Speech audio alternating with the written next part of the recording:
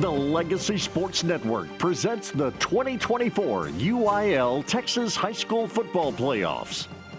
Today's playoff game is brought to you by Texan Chrysler Jeep Dodge Ram GMC Buick. We hear you. Also brought to you by Top Dog Fireworks. Say it with a boom. By Hotze Health and Wellness Center, transforming lives naturally. By Challenge Office Products, answering your call for dependable service since 1988.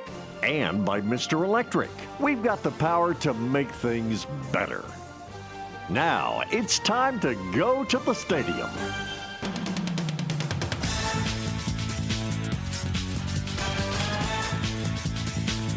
Hello everyone and welcome into NRG Stadium, home of the Houston Texans. Today we have a third round matchup between two district rivals, the Iowa Colony Pioneers and the Fort Bend Marshall Buffaloes. I'm Evan Geiger. With me on the call today is Gentre Williams. Gentre, how excited are you to watch some football in this great venue? It is an honor.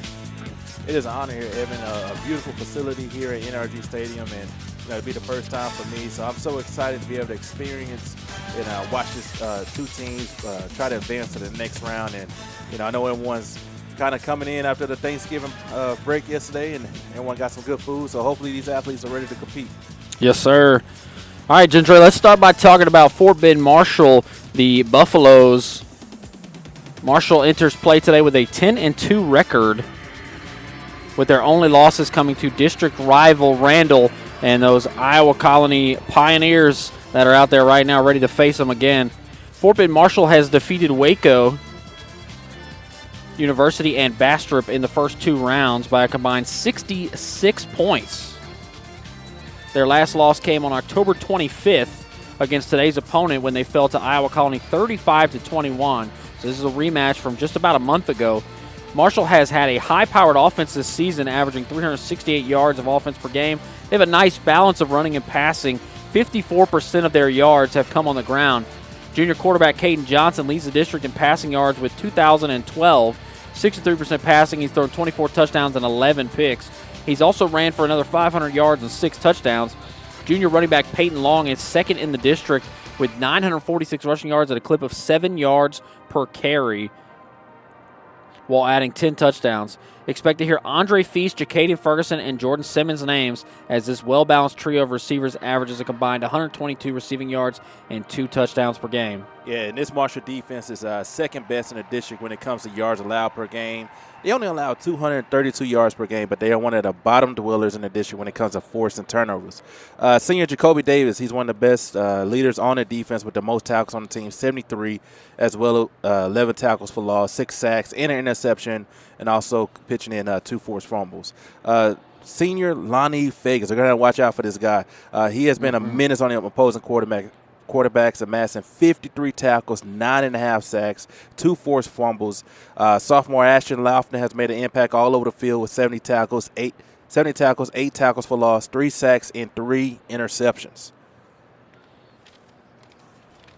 Yeah, Iowa Colony will enter play today with an 11-1 record, and they're on a 7-game winning streak. The Pioneers' offense has rolled all season, scoring 42 points per game and averaging 382 yards per game, with 58% of their yards coming on the ground. Sophomore quarterback Carson White is the real deal. He's been extremely impressive. He's thrown for 1,887 yards and 28 touchdowns. He's added another 630 yards and 15 touchdowns on the ground, 43 total touchdowns for Carson White. Junior running back Aaron Tenner has been the featured back in the playoffs. He kind of split time during the regular season, but in the playoffs, Tenner has been the guy. Last week, he had 18 carries for 212 yards and 3 touchdowns against Pflugerville. I was there, and I want to say Tenner was impressive, but the offensive line was opening up some massive holes that helped Tenner out. Now, junior receiver Jaden Warren, he had 3 catches for 154 yards and 2 touchdowns. He also is part of the kick return team and the punt return team. Senior receiver Jacody Miles is an explosive playmaker, having the most all-purpose yards on the team, with a lot of them coming on returns. Yeah, they're going to definitely watch out for Miles. The Pirates' defense has only allowed 12 points and 243 yards per game, and have forced 27 turnovers this season. They've been, turn over the ball a lot. Senior safety Chandler Love leads the district with 116 tackles, 32 more than anyone else in the district. Senior linebacker Hayden Caston is second in the district with 84 tackles and 18 tackles for loss, while adding 6 sacks, a block kick, and 3 interceptions and 2 forced fumbles. Senior linebacker Adrian Porter, he has 81 tackles, 6 tackles for loss, 4 sacks, and a pick 6 this season. Yeah, this defense I've covered in the last couple of weeks. I tell you what, you're going to see Hayden Caston on every play. The dude he's got some football IQ. I mean, he knows when to jump, the snap, and I seen him last week. I think he hit the quarterback twice without getting touched. Wow. Just knows how to, pick his spots. Obviously, Chandler Love is a ball magnet. 116 tackles, as you said. That is insane. 32 more than anyone else. That is 116 tackles in, 12 games? Yeah, 12 games. That's crazy. especially in high school. And this is a team that has beat a lot of people and taken the starters out. Yeah. So he's getting those stats in probably 3 quarters. Great numbers across the board for Iowa Colony. Obviously, their only hiccup this season was with the loss to Randall, which is obviously a really good team. That running back is special. I seen him going against Marshall. Oh, man. Yes. They a big matchup here, obviously, Fort Bend Marshall and Iowa Colony. The thing is, whoever wins this has to play Randall. Yeah, that's the thing when you get an opportunity to see a team twice is there's a bit of an advantage, because sometimes when you see a really good team that first time, it's like a little bit of a shock of how good they are. That second time you around, you're going to be like, okay, you know what to expect, you know the speed, because in those type of games, that first and second quarter is where that team really separates. But that's just due to the shock factor. Now there's going to be no shock factor, and both of these teams are going to come out and ready to play, whoever wins this ball game. Yes, sir. So we will pause and take a break here on the Texan Chrysler Jeep Dodge Ram GMC pregame show. There's a lot of words. Just want to make sure I said that correctly. So we're going to take a break real quick, and we'll be right back. We'll have kickoff in just a few minutes here on Legacy Sports Network. We've got the power to make things right. Mr. Electric will show you the light. Looking for electrical help you can count on? Switch to Mr. Electric. We have some of the best trained electricians in the business, and they're ready to help you with any project, big or small. Best of all, with Mr. Electric, our work is 100% guaranteed. That's why so many people trust Mr. Electric. We've got the power to make things better. Mr. Electric. DeRoche Partners, LLP, located in Houston and Dallas, offers a complete range of tax assurance and consulting services to a diverse portfolio of clients. Their team is dedicated to the highest ethics of our profession with a commitment to excellence. This is accomplished by putting an emphasis on providing superior professional services specifically tailored to meet the needs of our clients. DeRoche Partners aim to provide valuable insight, effective solutions, and maintain long-lasting business relationships. Their high recruiting standards and culture of excellence is uncommon and unrivaled. They want to wish all the student athletes good luck. Visit DeRoche Partners on the web at dpllp.cpa. Blue Sky IT Partners solves your toughest technology challenges so you can capitalize on your biggest business opportunities. We're in the business of creating clarity and challenge solving. We are experts in telecom, cloud, and cybersecurity, and we help you navigate the moving target that is today's IT landscape. Visit our website at blueskyitpartners.com. Blue Sky IT Partners, creating clarity, delivering impact. Legacy Sports Network, now celebrating 17 years of broadcasting excellence. We are your home for local high school sports coverage. Expect excellent audio and video production. Whether you're listening at home or at the game, find us at lsnsports.com. Legacy Sports Network, building a legacy, one game at a time.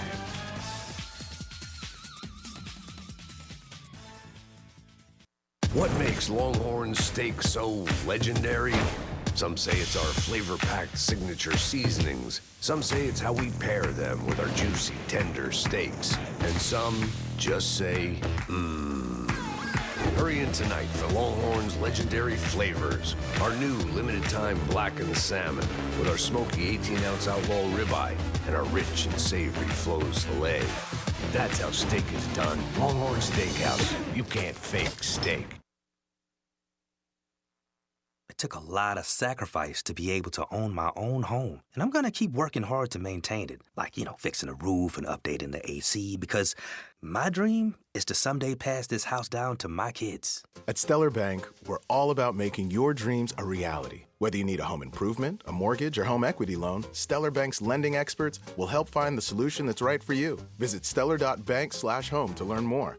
Stellar Bank. Member FDIC. Equal housing lender. NMLS number 451312. To Tachys Fiber Internet, being transparent means locking down pricing and never renegotiating.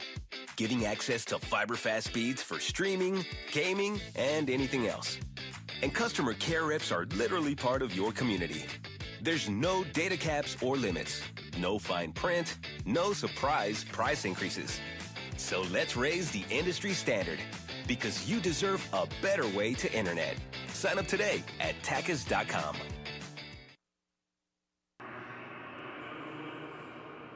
All right, everybody, welcome back into NRG. Evan Geiger and Gentre Williams. We are about to get underway here in just a moment. We will pause just a second for the national anthem.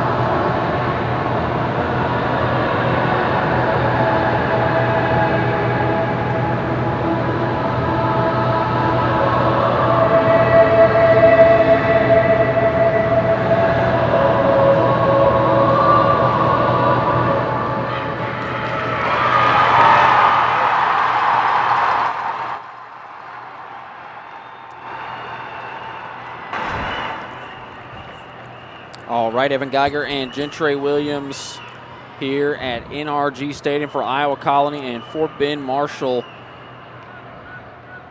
National anthem might have been a little hard to hear. It's very far. Yeah. And those young kids were singing their hearts out and beautifully sung the national anthem. This is going to be an exciting game here, Evan. Rematches, especially against a district team, there's no love lost. These teams have been seeing each other for the past, these kids have been seeing each other for the past 3-4 years, so it's about to be a good physical football game here. Teams will walk out. Iowa Colony will walk pretty much their whole team out to the numbers. Captains will go out for Iowa Colony. Iowa Colony sends out Hayden Caston, Tyson Wyndham, Chris Johnson, and Jacody Miles as the captains. Let's get the coin toss. Looks like Marshall will receive the opening kick.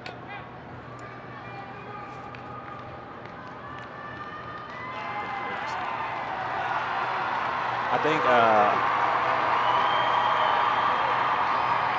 not sure. I think the official was on Iowa Colony to receive. Oh, okay. I think he faced the wrong direction. I was going to say, I thought that's what he said, but that yeah, it happens. It happens. And it's still early here for everyone. Yeah. Yeah, I see Jaden Warren and Miles out there, so I guess you're right about that. It'll be Iowa Colony to receive. Marshall will kick it away. Marshall is wearing the white tops with the yellow helmets and the yellow pants. Iowa Colony has the black jerseys with the black helmets, the green pants, little white stripe down the middle of the helmet, white accessories. Jaden Warren and Jacody Miles will be back to return for Iowa Colony to begin this ball game. Yeah, Jacoby Miles, he's one of the more electrifying returners in this entire district.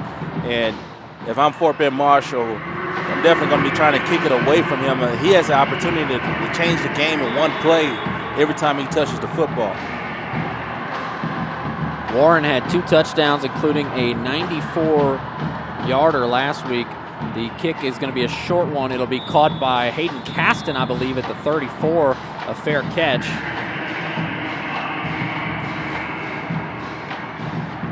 Now, trotting out, it's going to be this Fort Bend Marshall defense, and I had an opportunity to just watch these guys a little bit more on film. And let me tell you something, senior defensive end Lonnie Fagans, we talked about in the pregame, he's just a special player on the perimeter, 9.5 sacks. He also has 5 batted passes. He does a good job of getting his hands up if he doesn't get there on a rush. He's one of the premier pass rushers in the state. He's going to start off on the top side of the defense. 1st and 10 from the 34, moving from left to right are the Pioneers. They found a wide open man. Carson White found his target. That's Antoine Martin Jr. Caught around midfield, tackled at the 44 of Marshall. Iowa Colony not taking long for Carson White and Antoine Martin Jr. Martin Jr., Warren, and Miles, 3 really big weapons in the passing game and really all over the field for Iowa Colony. Now 1st and 10 from the 44. This is going to be a handoff to Tenner. Tenner goes left side. He's got a big hole. He's going to split 2 defenders and be tripped up near the first down marker, a yard shy at the 35, a 9-yard pick. Yeah, good balance here showing early on for Iowa Colony, starting out with the explosive pass play, then coming out an outside run, just keeping his defense unbalanced. They do a good job of that all season long. White will drop it off to Tenner on a little swing pass. Tenner will pick up the first down. Only a couple more, a gain of 3 for Tenner on that little swing pass. And again, starting early on with this tempo, trying to get this defense unbalanced and catch them off guard with these quick plays. So Fort Bend Marshall, the secondary, they're going to have to do a good job of open field tackling, something that I've seen them that they had to continue to work on and that they struggle with in a couple of games that I watched them. 1st and 10 from the 32. They'll motion Warren over. Hand off to Tenner up the middle. Tenner goes right side, and he's tripped up at the 28. So a gain of 4. Tackle was made by Dylan Waters, junior defensive back. Nice tackle by Dylan Waters, but great job sealing the edge by Adrian Clark-Ill, the right tackle here for Iowa Colony. He just sealed off the defensive tackle and created a wide-open running lane. 2nd down and 6. Motion Miles back and forth. Hand off to Tenner again. Tenner goes up the middle. Tenner, big hole. Tenner, nice juke move, still on his feet, and stood up at the 20. Gain of 9. Nice 9-yard run there, showing off the moves. But again, Adrian Clark-Ill, the right tackle for Iowa Colony. He is pioneering this offense, just clearing way. Offensive line really has performed well the last 2 weeks against Pflugerville and Colleen Ellison.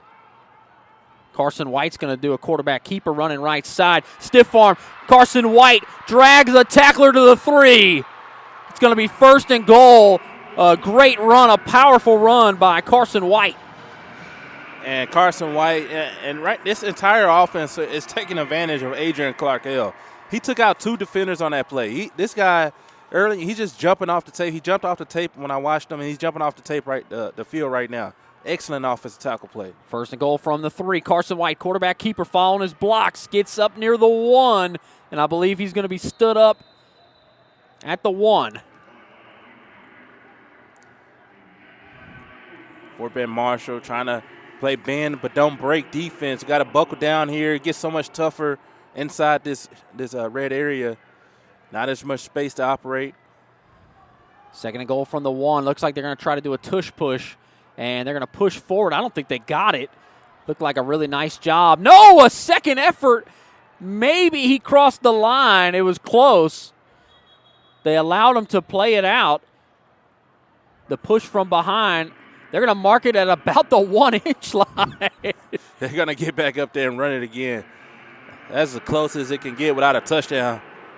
8.5 minutes to go in the first quarter. They try again, and they push the pile forward. A touchdown. Carson White, his 16th rushing touchdown of the season, puts Iowa Colony up 6-0 with 8:32 to go. The old quarterback sneak. It's when you get down in that part of the end zone, just run a quarterback sneak, get behind your center and guard, lean forward.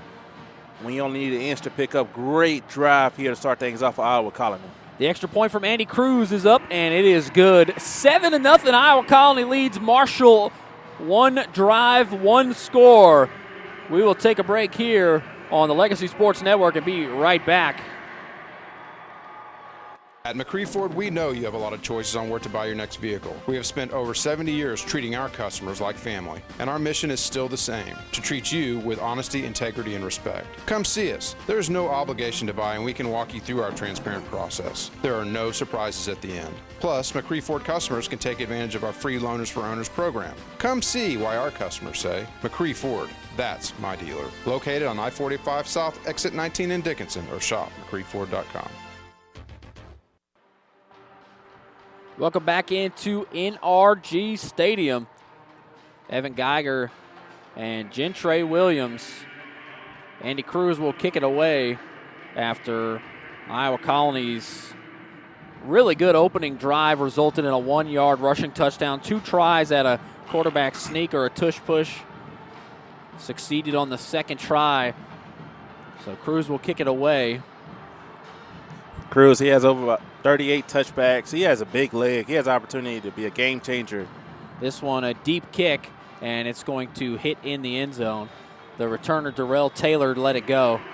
So I covered Iowa Colony against Colleen Ellison in the first round. The opening kickoff of the ball game, Cruz kicked it at the 4-yard line, and it just died there. Damn. Colleen Ellison had to start at the 4. It was like one of the best kickoffs I've seen, especially to open a game, and it really just kind of set the tone. Yeah. It seems like that he's a very good high school kicker and a trusted high school kicker. Yeah. Last week they were kicking into a fierce wind, and they let him kick a 42-yarder and a 34-yarder. He missed them both, and they still let him go out there and kick a field goal later for like 32 yards. Yeah, he's 10 of 14, 45-yard long this year. He's a good kicker. Johnson throws a screen and tripped up immediately for a loss. That was Andre Feast on the reception. Andre Feast, after feasting yesterday, he's going to be feasting here this morning. And that's what it's going to come down to for Fort Bend Marshall. You're going to have to tackle on the perimeter. They try to get the ball out quick to their weapons, and great open field tackle there by Feast. 2nd and 11 from the 24 of Marshall, moving from right to left. They got trips to the right, one receiver left, running back on the left hip of Johnson. And Johnson's going to keep it himself, running right up the middle and plowing forward. He'll pick up a couple. It's going to be a gain of 5, in fact. 3rd and 6. Yeah, Johnson, he's a very tall quarterback, stands around 6'4", and he's just able to file forward and pick you up 3 to 4 yards and sometimes 5 yards with his size. And he's going to try to utilize the numbers advantage when they have the 5 offensive linemen with the tight end. 2 receivers on each side, running back on the right hip. Johnson trying to draw him offside. Did not work. Play clock down to 5. Move the running back over to the other side. Play clock at 1. Johnson, oh no. Ball was never snapped. Is that a false start, Gentre? Yeah, that's going to be a false start. The center, I'm not sure if he was aware of the play clock, but Johnson wanted the football, and the rest of the team was ready to take off. But, early penalties, tough start here so far for the Buffaloes. That'll move him back to 3rd and 11. Apologize if you hear any issues with the crowd mic. It's they've had some feedback and whatnot. They were testing it pregame and had some pretty gnarly feedback. 3rd and 11 from the 24. Johnson rolling out right, and he's going to throw it up in the air and almost intercepted.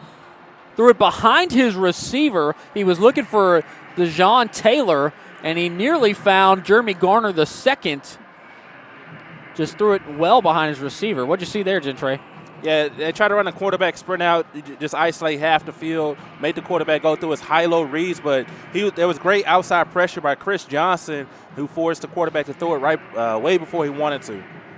6:44 to go here in the first quarter, 7-0 Iowa Colony. Marshall will punt here. They have the deep returner is Warren, I believe, and this punt will be fair caught at the 46 by Jaden Warren. So really good starting field position for Iowa Colony. Last week against Pflugerville, that was the name of the game. They started at the 16. They started at the 21. I mean, They had so many drives starting in opposing territory.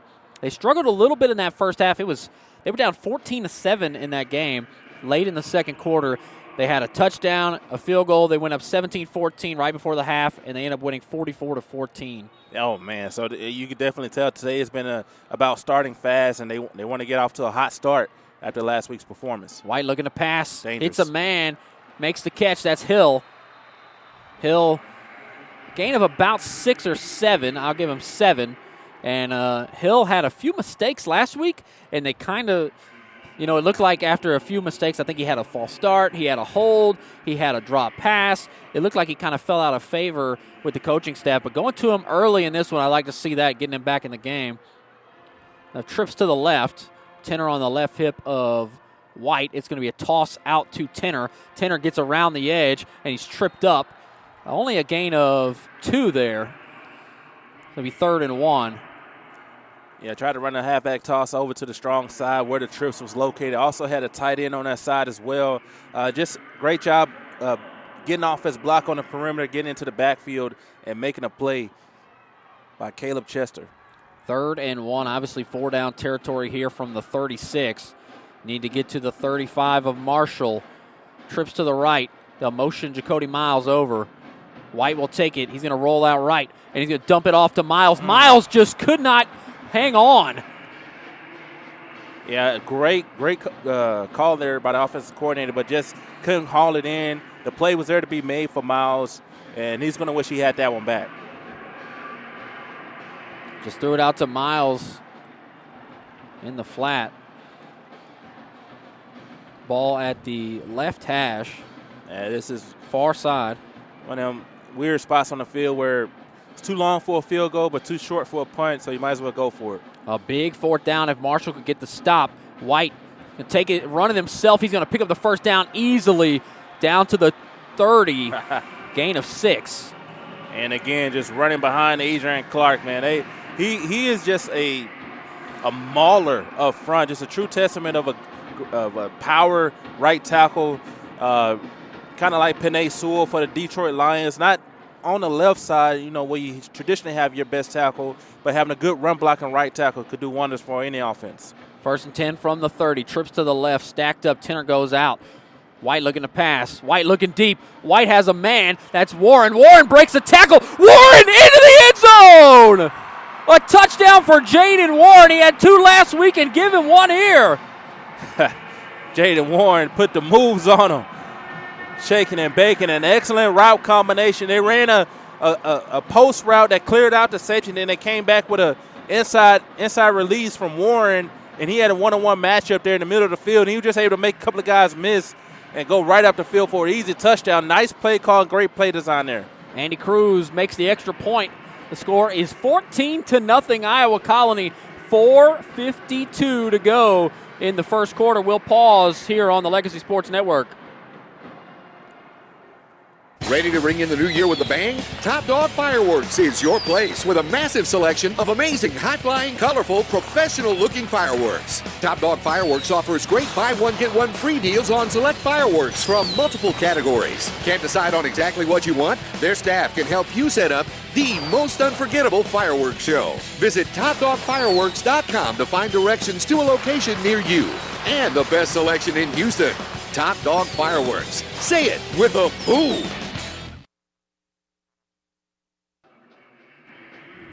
Welcome back into NRG. Iowa Colony will send Andy Cruz out there to kick it away after scoring a touchdown, a 30-yard touchdown pass from Carson White to Jaden Warren. Warren, he had a 94-yard touchdown reception last week. They were up, I think, 30-14 or 37-14, and thought they might run out some clock. They had it at the 6. Throw it to Jaden Warren over the top. He broke a couple tackles, reverse field, and he's just super exciting. This kick will be caught at the 6-yard line and tripped up pretty quickly there at about the 22. Looked like the tackle was made by Hayden Caston. Return was Darrell Taylor. Return of about 13 yards. Yeah, and Evan, I understand it's very early on in this ball game, 4:45 remaining here in the first quarter, but this is a season. Your season is on the line right now for Fort Bend Marshall with this drive, because you cannot go 3 and out and put your defense back on the field. They had to pick up at least 2 or 3 first downs, change field position, give your defense some rest and the opportunity to game plan for their next drive. Johnson will hand off to Darrell Taylor. Taylor goes right side for a gain of roughly 7 yards. It'll be 2nd down and 3. So Darrell Taylor in the backfield. Peyton Long is really their star running back. Haven't seen him do anything yet. This is a handoff to Taylor. Taylor goes left side. There was a big hole there. He's going to pick up the first down and then some. So after a gain of 7, he picks up 7 more. Yeah, just good running right here behind your offensive line, allowing these guys to fire off right now and create leverage up front. Iowa Colony started that last touchdown drive at the 46 after not a great opening possession by Marshall. Now they're at the 38. Hand off to Taylor again. Taylor goes left side, and he picks up about 3. Now they'll give him 4, 2nd and 6. And this is what you need right now for Fort Bend Marshall. Just picking up first downs and utilizing your run game to settle this game, settle your team down and get them, excited about this matchup here this morning. Running back on each hip, 2nd and 6. This is a handoff. This one goes to Long, I believe. It is Long, and he's tackled at the 45. It'll be 3rd and 3. Yeah, nice runner there. He's a smaller back. He's not the biggest back in the world, but he does a great job of finding holes. Did a nice jump cut there right in the middle of it, in the middle of traffic, but big-time 3rd down here for Fort Bend Marshall. They got to continue to pick up first downs here. Running back on each hip. 2 receivers left, 1 to the right, and Johnson will throw a screen out, find a man, and he's tackled near the line to gain. That was Jacaden Ferguson. Ferguson is one of their really talented receivers. He's a taller guy. He's got really good speed. This looks like 4th and short or maybe first down, depending on what they – it looks like, it'll be 4th and 1. We had an issue like that last week. One referee on one side had them at first down distance. The other did not.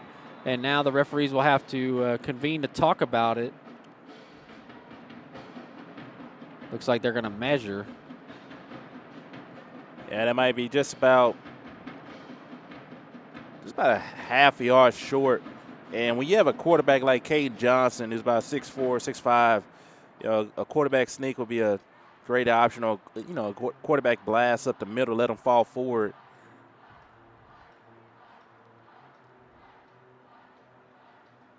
They still haven't brought the chains out. Now they're going to start walking them out. Looks like, a half yard shy. The line of gain is the 48. The ball is placed right between the 47 and the 48. I always wonder when these chain games come out, if someone just half steps the wrong way. Yes. It could be a huge difference. It's a very, I don't know. They're going to say first down. Iowa Colony is furious. It looked like when they first had the chains over the sideline, it was at the 48. But they were, and then they just measured with the chains at the 47. I have no words. That's just, that's a human element of football, and I know the NFL is working on putting some type of chip in the football to where they be able to tell if this is a first down or not. They're going to do away with the chain gain here pretty soon at the National Football League level. So the chains will start at the 48, but they didn't measure at the 48. Yeah. It should be 4th and a half a yard, but it's 1st and 10 for Marshall. They'll go with a tight formation here, and it's going to be a handoff to a receiver going right side. He gets around the edge. A lot of room to run down the right sideline and pushed out of bounds at about the 34. No, they'll give him the 37.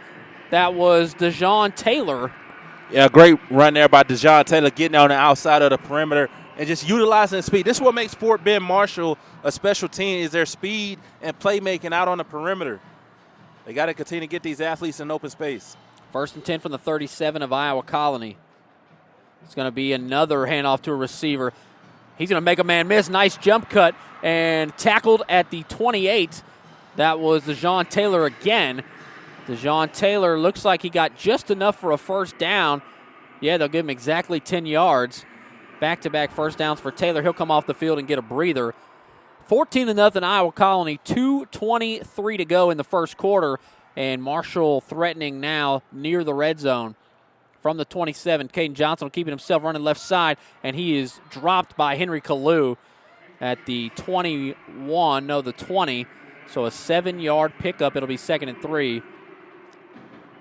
What a great drive here from Fort Bend Marshall to get themselves back in the ball game. They went back to their strengths here on this second drive, getting to athletes in space. Caden Johnson up the middle. This is Buffalo football. Johnson with a handoff to Peyton Long. Long goes left side. Long is cut down after just a gain of 1 or 2. Looks like it'll be 3rd and 1, but I'm not sure with what we saw earlier. This is like pretty much the same situation. 3rd and half of a yard, and it is indeed 3rd down. Very short 3rd down, a tight formation here. A bunch of guys on that left side. Johnson's going to keep it himself and run right side. Gets around the edge, and Johnson will be pushed out of bounds at about the 10-yard line by Chandler Love, the district's leading tackler. So it'll be 1st and goal. At least it should be. It's so great to have a dual-threat quarterback, a guy that you could, be able to just call a quarterback power, utilize a numbers advantage, and pick up a first down that way. Caden Johnson, he's a huge difference maker for the Buffaloes. 2 receivers to the left, 1 to the right, running back on each hip. Taylor and Long. Taylor gets the handoff, jump cut, and he's going to keep his feet up to about the 5-yard line. They'll give him the 6 where they blow it dead. 4-yard pickup. It'll be 2nd and goal from the 6. So Peyton Long, the I think 2 games I covered Marshall this year, Peyton Long did all the work on the ground.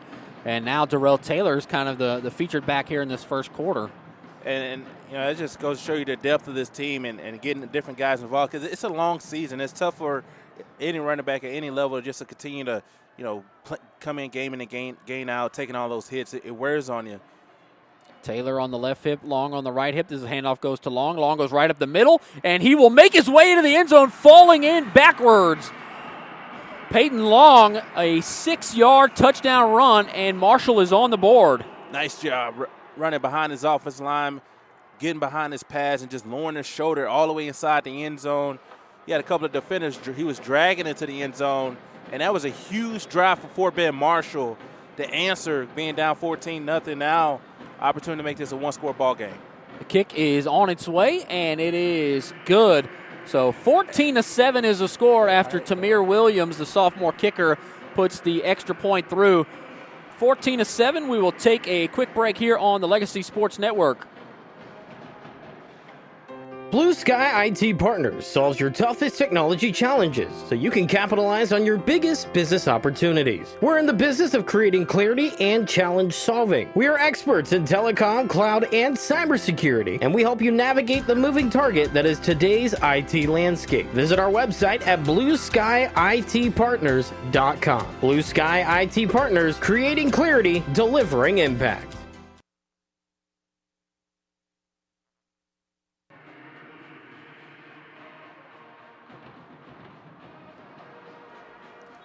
Marshall about to kick off here. 31 seconds to go in the first quarter. Marshall down a touchdown, 14-7. Iowa Colony getting the ball back after Peyton Long's 6-yard touchdown run. And Gentre, that was a great drive, as here's the kick from Tamir Williams. It'll be caught at the 10-yard line by Jaden Warren. Jaden Warren going right side. Now he's up the middle. He's got a hole. Jaden Warren at the 50. Jaden Warren, one man to beat. And he misses him. Down the sideline, he is G-O-N-E, gone. Jaden Warren, a 95-yard touchdown. What a play there by Jaden Warren, weaving in and out of traffic. This young man is a difference maker here for Iowa Colony. Two consecutive touchdowns last 2 times he touched the football. And he just broke this game open, man. What a special player. Warren, a 94-yard touchdown last week, one of 2 touchdowns. He's got 2 touchdowns again. I will actually give him a 90-yard touchdown on that return. Man, he gets the legendary G-O-N-E call for Evan Geiger, man. Just like that, Andy Cruz makes the extra point. 18 seconds left in the first quarter. It's 21-7 Iowa Colony here on Legacy Sports Network. What makes Longhorn steak so legendary? Some say it's our flavor-packed signature seasonings. Some say it's how we pair them with our juicy, tender steaks. And some just say, mmm. Hurry in tonight for Longhorn's legendary flavors. Our new limited-time blackened salmon with our smoky 18-ounce outlaw ribeye and our rich and savory Flo's filet. That's how steak is done. Longhorn Steakhouse. You can't fake steak.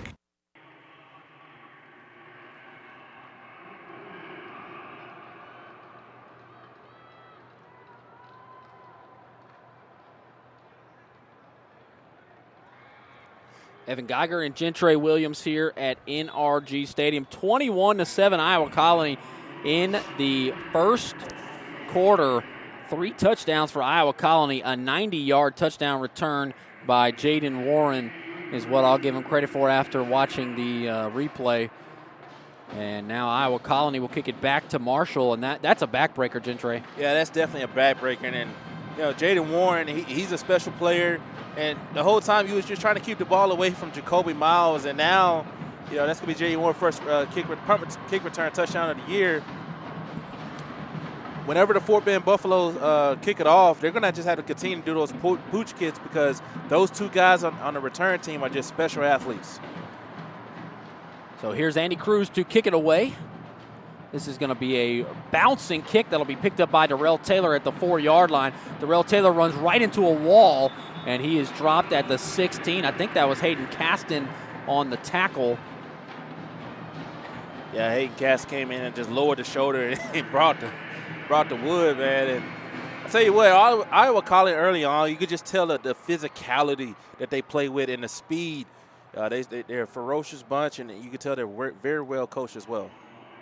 So Marshall will start at the 18-yard line. Hayden Caston was on that tackle, and, man, he's a really good defensive player. I don't know that Marshall can continue to string together drives like that. Yeah. Obviously, we saw a 3-and-out on the opening drive and then a masterful drive there using their speed on the edges. This 3-down line front for Iowa Colony. Johnson throws a screen. Oh, and nearly picked off. He telegraphed it. That was close.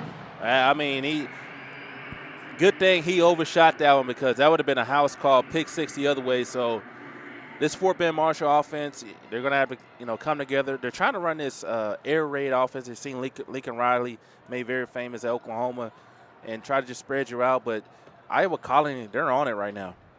Jarvis Solomon jumped the route. He had a pick last week to really kind of flip the game on its head, as this will be a handoff to Long. No, he's going to pull it out, and he's going to have to run and finds a man. Oh! He found Darrell Taylor. It bounced off of Darrell Taylor and was nearly intercepted by Zeldon Golden. It's going to be 3rd and 10. And 3rd and 10, and this now you put yourself in obvious passing down.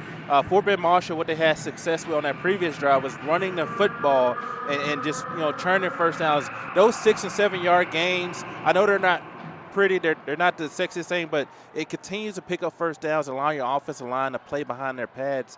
Now you're in a 3rd and long situation, so tough situation here for the Buffaloes. They got to pick this up. I don't think Marshall will win the ball game if they have a lot of 3rd and 10s. Now looking to pass is Johnson. Johnson having to scramble right. Everybody converging. And he's going to pass the line of scrimmage, and he's going to just pick up the first down. The defense hesitated as Johnson rolled out, and Johnson picks up 11 on the scramble. He was past the line of scrimmage, and the DBs were still playing the pass. Yeah, that's tends to happen when you play man-to-man coverage. You're so worried about the guy that you're covering. Most of the times, a quarterback doesn't really scramble anytime you play in the zone, but in any man-to-man coverage, you have an opportunity to pick up a first down on the scramble. Zeldin Golden was in coverage there. Johnson was about 5 yards past the line of scrimmage, and Golden started backpedaling. And then he said, oh, crap, and he ran forward and did make the tackle. But I think a split-second reaction time, and Marshall would be punting here. Yeah, and it's a game of inches, and it's a game of, just making the decisions on the fly. So that time he was still in coverage mode, and even though he was past the line of scrimmage, and huge first down there from Caden Johnson. So that was the end of the first quarter.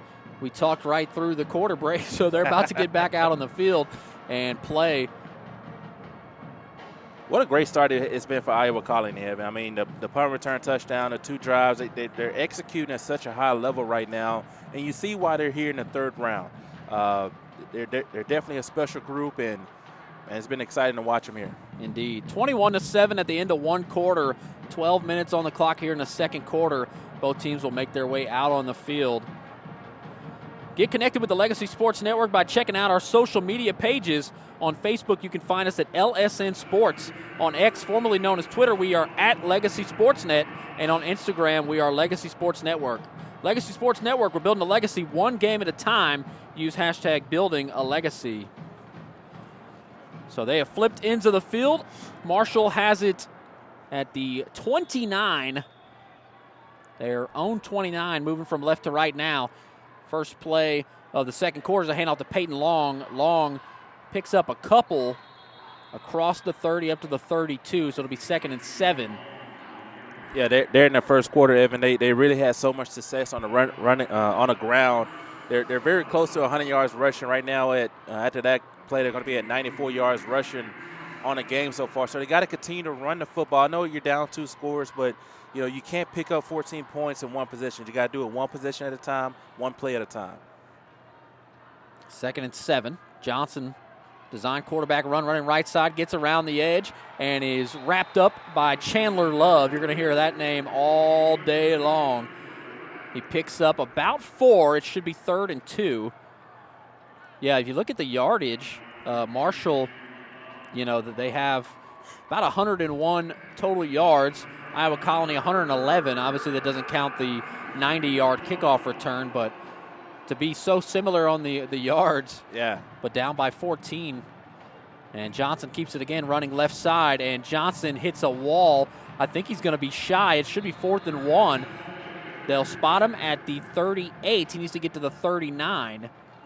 Yeah, that time it was Jacaden Ferguson. They lined up in a wildcat formation, and right now they're just trying to use the numbers advantage and utilize their offensive line to fire off here. But they got to get this passing game going. Watching them on film, their perimeter playmakers is what make them a very special team. They get the ball on the outside and they just beat you with their speed. Iowa Colony, they're having none of that this morning.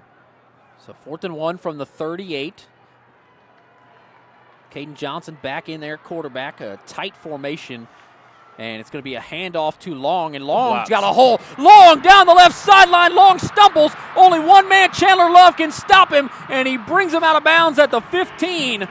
They'll give him the 16. In fact, a huge run for Peyton Long. What a run there from Peyton Long, getting to the outside. Great job blocking on the outside zone play. And he just turned on the jets. He got to that first line. Boom, turned on the acceleration. Tripped up there. He might want to change his cleats when he get an opportunity. But great hustle there by Love. That run was about 45 to 50 yards. That was actually a 44-yard run from Peyton Long. 1st and 10 from the 16. Marshall in the red zone. They'll have 2 receivers on each side. Johnson has a back on his left hip. Oh, a false start. I want to say that was the right guard, Nate Murgaya. We'll see who they give credit to there.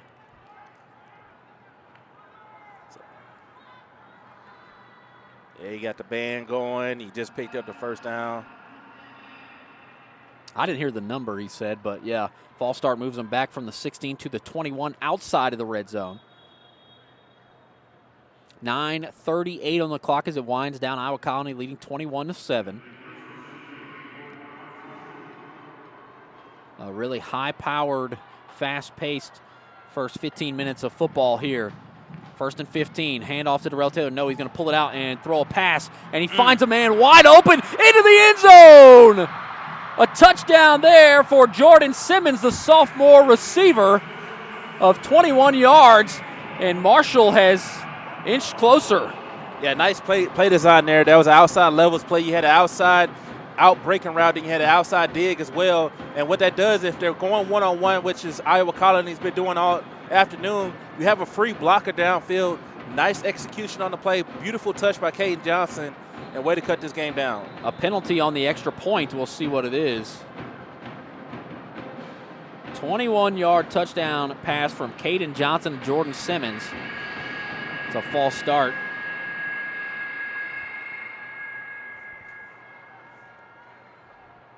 (21-13) currently, trying to make it a 7-point game.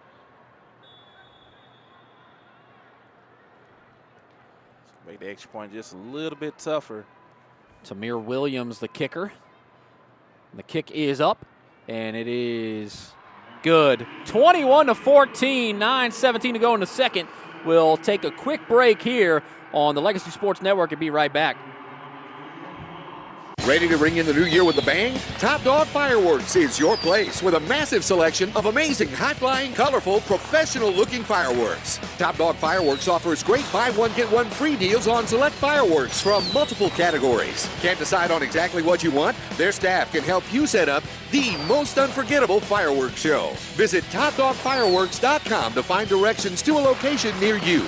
And the best selection in Houston, Top Dog Fireworks. Say it with a boom.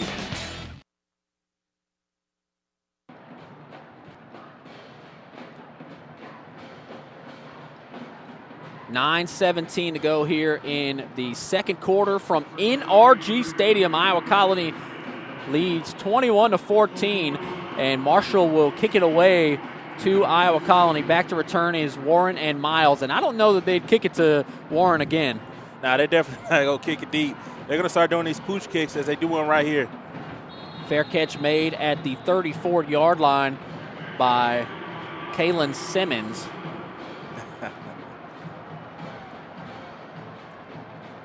So they'll take over solid field position, but yeah, Evan, I'm just so thrilled and excited, man, that they start doing this again. Coming up as a kid, me and my family, we used to always go to Astrodome every year, watch the high school playoffs, and just to have it returning here to the NRG Stadium, it's just a tradition here in Houston. Once you make it to this round and just see the entire city come out day after Thanksgiving, it's always a special moment for families. First and 10 from the 34. Carson White hands off to Aaron Tenner. Aaron Tenner tripped up at the 35. Nice tackle made there by Isaiah Williams. You can tell Fort Bend Marshall, these guys are fired up, especially on the defensive end. They haven't played in about 15 minutes of game action. So now that they're out here, they got their game plan. They're going to be fired up. No gain there. That tackle was made by Isaiah Williams and I believe also Dektrick Brown. So second and 10 from the 34. Two receivers to the left, one to the right. Tight end on the left side of the line. Actually, that's Warren, and they'll motion him out wide right. White looking to pass. Pressure in his face. Finds Jacody Miles, and he drops it again. Hit him right in the chest. Yeah, Jacody Miles, his second drop early on here this morning. Just couldn't haul that one in. And interesting coverage there by Fort Bend Marshall. Actually dropped their defensive end in coverage. Lonnie Fagans, you don't see too many high schools showing exotic coverages. And Fort Bend Marshall early on here trying to confuse the quarterback. Yeah, but, man, Miles right there he had a lot of room to run if he makes that catch. Yeah. And he is fast. Third and 10 from the 34. Marshall picked up a similar third and 10. They'll blow the play dead. Looks like a timeout by Marshall. Yeah, huge third down right here. Want to make sure everybody's in sync, understanding the game plan. 8:33 to go here in the second quarter. Iowa Colony leads 21-14. Today's team and individual stats are provided by the athleticsdepartment.com. They're a full-service provider of stats for high school and college teams. Coaches and athletic directors can contact them for more information. Please follow them on their Facebook and X, which is Twitter, social media platforms. Athleticsdepartment.com are now signing up softball and baseball teams for the spring of 2025. Challenge Office Products is a homegrown family business with local and national distribution. Since 1988, Challenge Office Products has successfully established a diverse base of loyal customers. Their team is experienced and committed to providing creative solutions for your office needs. Visit them on the web at challengeofficeproducts.com. Now, Gentre, 3rd and 10 here. What's been an absolute shootout. Yeah. What's the play call here? You definitely I go right back to the young man, either Caden Johnson and not Caden Johnson, Jacoby Miles, and try to get him the ball in open space. He had a couple of drops early on, but go back to him, show him that you believe in him, and try to let him make a play here. Try to get him on the inside slant route. That middle of the field for the Fort Bend Buffalo's been wide open. 2 receivers on each side. Tenor is the running back on the right hip of White. White looking to pass. White throws a deep ball, has a jump ball. Yeah, that's just going to go out of bounds. No flag or anything. Warren was the intended receiver. Slightly underthrown there. Yeah, slightly underthrown, and he had the one-on-one matchup with Warren, but just couldn't put the ball on him. So great defensive stop here for Fort Bend Marshall. Good opportunity to get these guys off the field, and just like that, they might be able to tie this ball game up. Unbelievable. It was 21-7 just a few minutes ago, and with the way Marshall's played the last 2 drives, is really anybody's ball game. We knew Marshall had track speed, but it's turned into a track meet early. First 16 minutes, 35 points, and another stoppage of play. Delay of game on Iowa Colony, as you said, will move them back to the 29.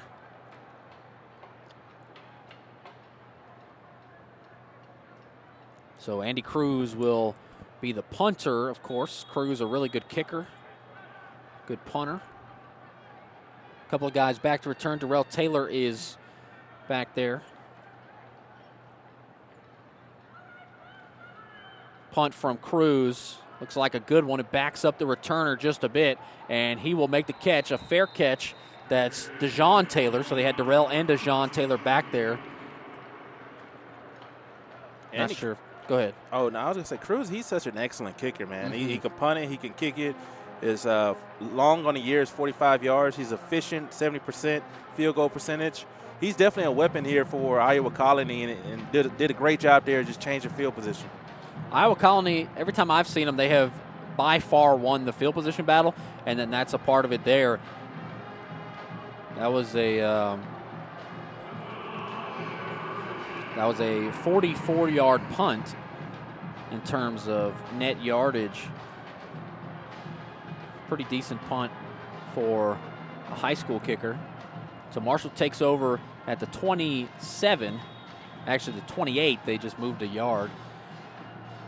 One receiver out wide right on each side, a tight end on each side of the line. Handoff and a gain of 3 yards there for Long. Now, one thing about Fort Bend Marshall I'm noticing early on is these 3-4 yard pickups. Just watching the body language of guys going back to the huddle, they don't feel like it's a successful play. But in all, that's a very good play. Picking up 3 yards, if you do that 4 times, it's a first down. So continue to move the chains, run behind your pads, and execute here. You'll be in the end zone soon. Marshall has outgained Iowa Colony by 56 yards. This is an end around to Taylor, and Taylor will get the first down before he's dragged out of bounds. A gain of 7 there, up to the 40. Yeah, nice blocking that time by the tailback, number 6, Peyton Long. Not only can he run it, but he does a great job of blocking in the perimeter, and that's how you stay on the field as a running back. A lot of running backs, they just want the football, and that's how they get excited. But those that could pass block and run block are the true running backs that get a lot of touches. 1st and 10. Johnson pitches it out there to DeJohn Taylor, and he picks up 2 yards before he is pushed out of bounds. That's pretty wild. Marshall has outrushed Iowa Colony by 109 yards. Yeah, they're leaning on this offensive line. It's a very talented group, big group as well. And these guys are just, clearing holes. And that is, very staggering that they're outgaining them by that much early on, being down 7. Because usually when you run time possession, you're winning the ball game. Marshall's outgained Iowa Colony by 70 yards, outrushed them by 110. Here's a handoff to Long. Long breaks a tackle. A flag flies in. It was only a 2-yard gain for Long. And we'll see who the flag is against.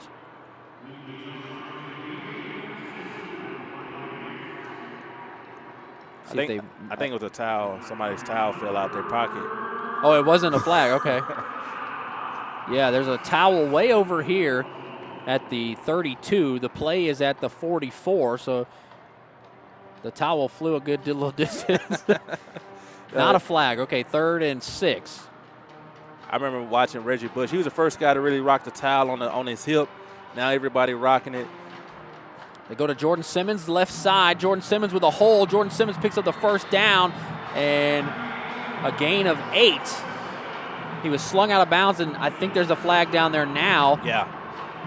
That was going to be a late hit there. He was well out of bounds before, the defender just took him to the ground. I think Caston was there to make that tackle. It's going to move him farther, and that is going to hurt the chances of Iowa Colony keeping the lead here.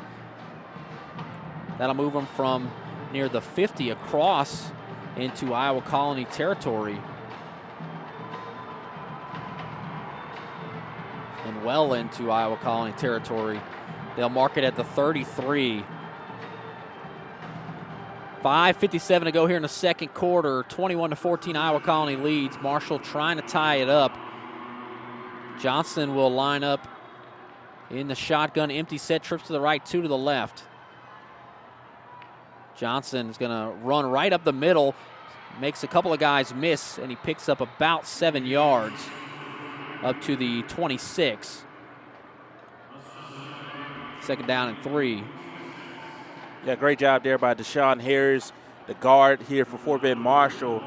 He had a one-on-one matchup there with a defensive tackle, and he just straight up mauled the guy. And Caden Johnson, he was able to realize that, and he cut back, running right off his hip.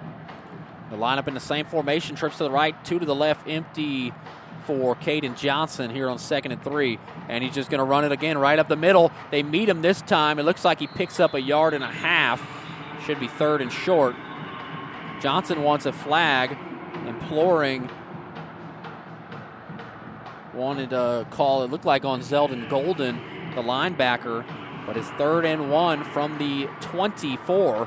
Need to get to the 23 of Iowa Colony, and the Pioneers could really use a stop here.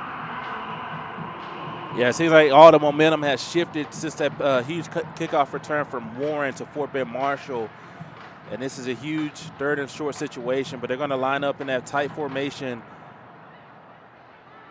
got to watch the jet sweep. 3rd and 1. It's going to be a handoff to Darrell Taylor running left side. Darrell Taylor nowhere to go. I don't think he got there. He shuffled his feet. The official marks him right at the line of gain. I don't know.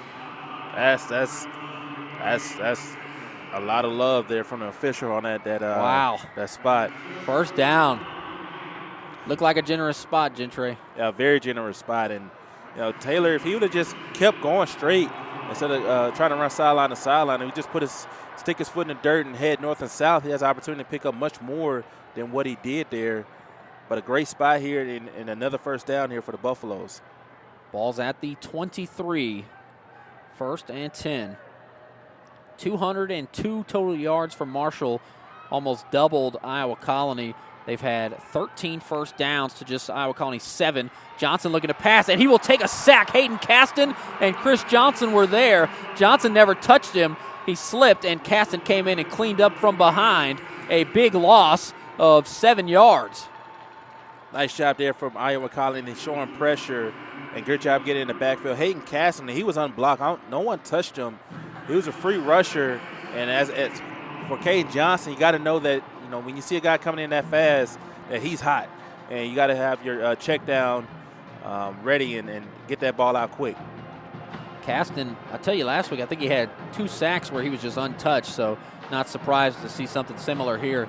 This could be a drive killer. We'll see if Marshall can respond. 2nd and 17, and it looks like a timeout from Marshall again. So Marshall only has 1 left. Iowa Colony has all 3. 3:17 to go here in the second quarter. Iowa Colony leads by 7. We'll take a very quick break and be right back here in just a moment on Legacy Sports Network. At McCree Ford, we know you have a lot of choices on where to buy your next vehicle. We have spent over 70 years treating our customers like family, and our mission is still the same, to treat you with honesty, integrity, and respect. Come see us. There is no obligation to buy, and we can walk you through our transparent process. There are no surprises at the end. Plus, McCree Ford customers can take advantage of our free Loaners for Owners program. Come see why our customers say, McCree Ford, that's my dealer. Located on I-45 South, exit 19 in Dickinson, or shop McCreeford.com.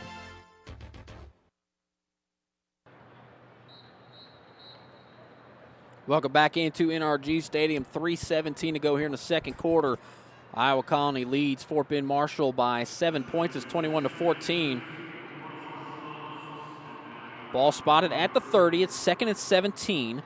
Marshall 1 timeout left after that timeout was called as the play clock was running down. They have 2 receivers on each side. Johnson in the shotgun. Looking to pass. Looking up the middle. Has a man. Overthrows him. Looks like that was DeJohn Taylor, the intended receiver, and just a bit high for Taylor. It'll be 3rd and 17. Yeah, that was great. Everything worked out very well there for the Buffaloes. Caden Johnson did a good job of avoiding the rush, stepping up in the pocket, and he just threw it just a tad bit too high. And they're going to wish they had that play back. So 3rd and 15 here for the Buffaloes. See what they draw up, but the plays are there to be made down the field. 3:13 on the clock here in the second quarter. 3rd and 17, a huge 3rd down for Marshall. Iowa Colony has got to get a stop here. Running back on each hip, 2 receivers to the right, 1 to the left. Shotgun. It's going to be a play action. Johnson looking. Oh, and he's sacked from behind. A big sack there from Kenneth James. Nice job by Kenneth James, but he's going to have to tip his cap to the secondary. That was what you call a coverage sack. Excellent coverage in the secondary. The 2 receivers was running a crossing route, but they ran into each other. So Caden Johnson had nowhere to go with the football. He just had to take the sack.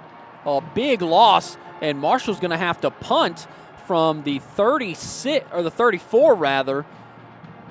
They had it at the 23 with 1st and 10. Move backwards. Now 4th and 21. Nobody back to return deep, and there's a flag on the play. They're going to move him 5 yards back. If I'm out of Colony, I probably think about declining that because, you want him to kick it for a touchback. You're just giving him a little bit more room here.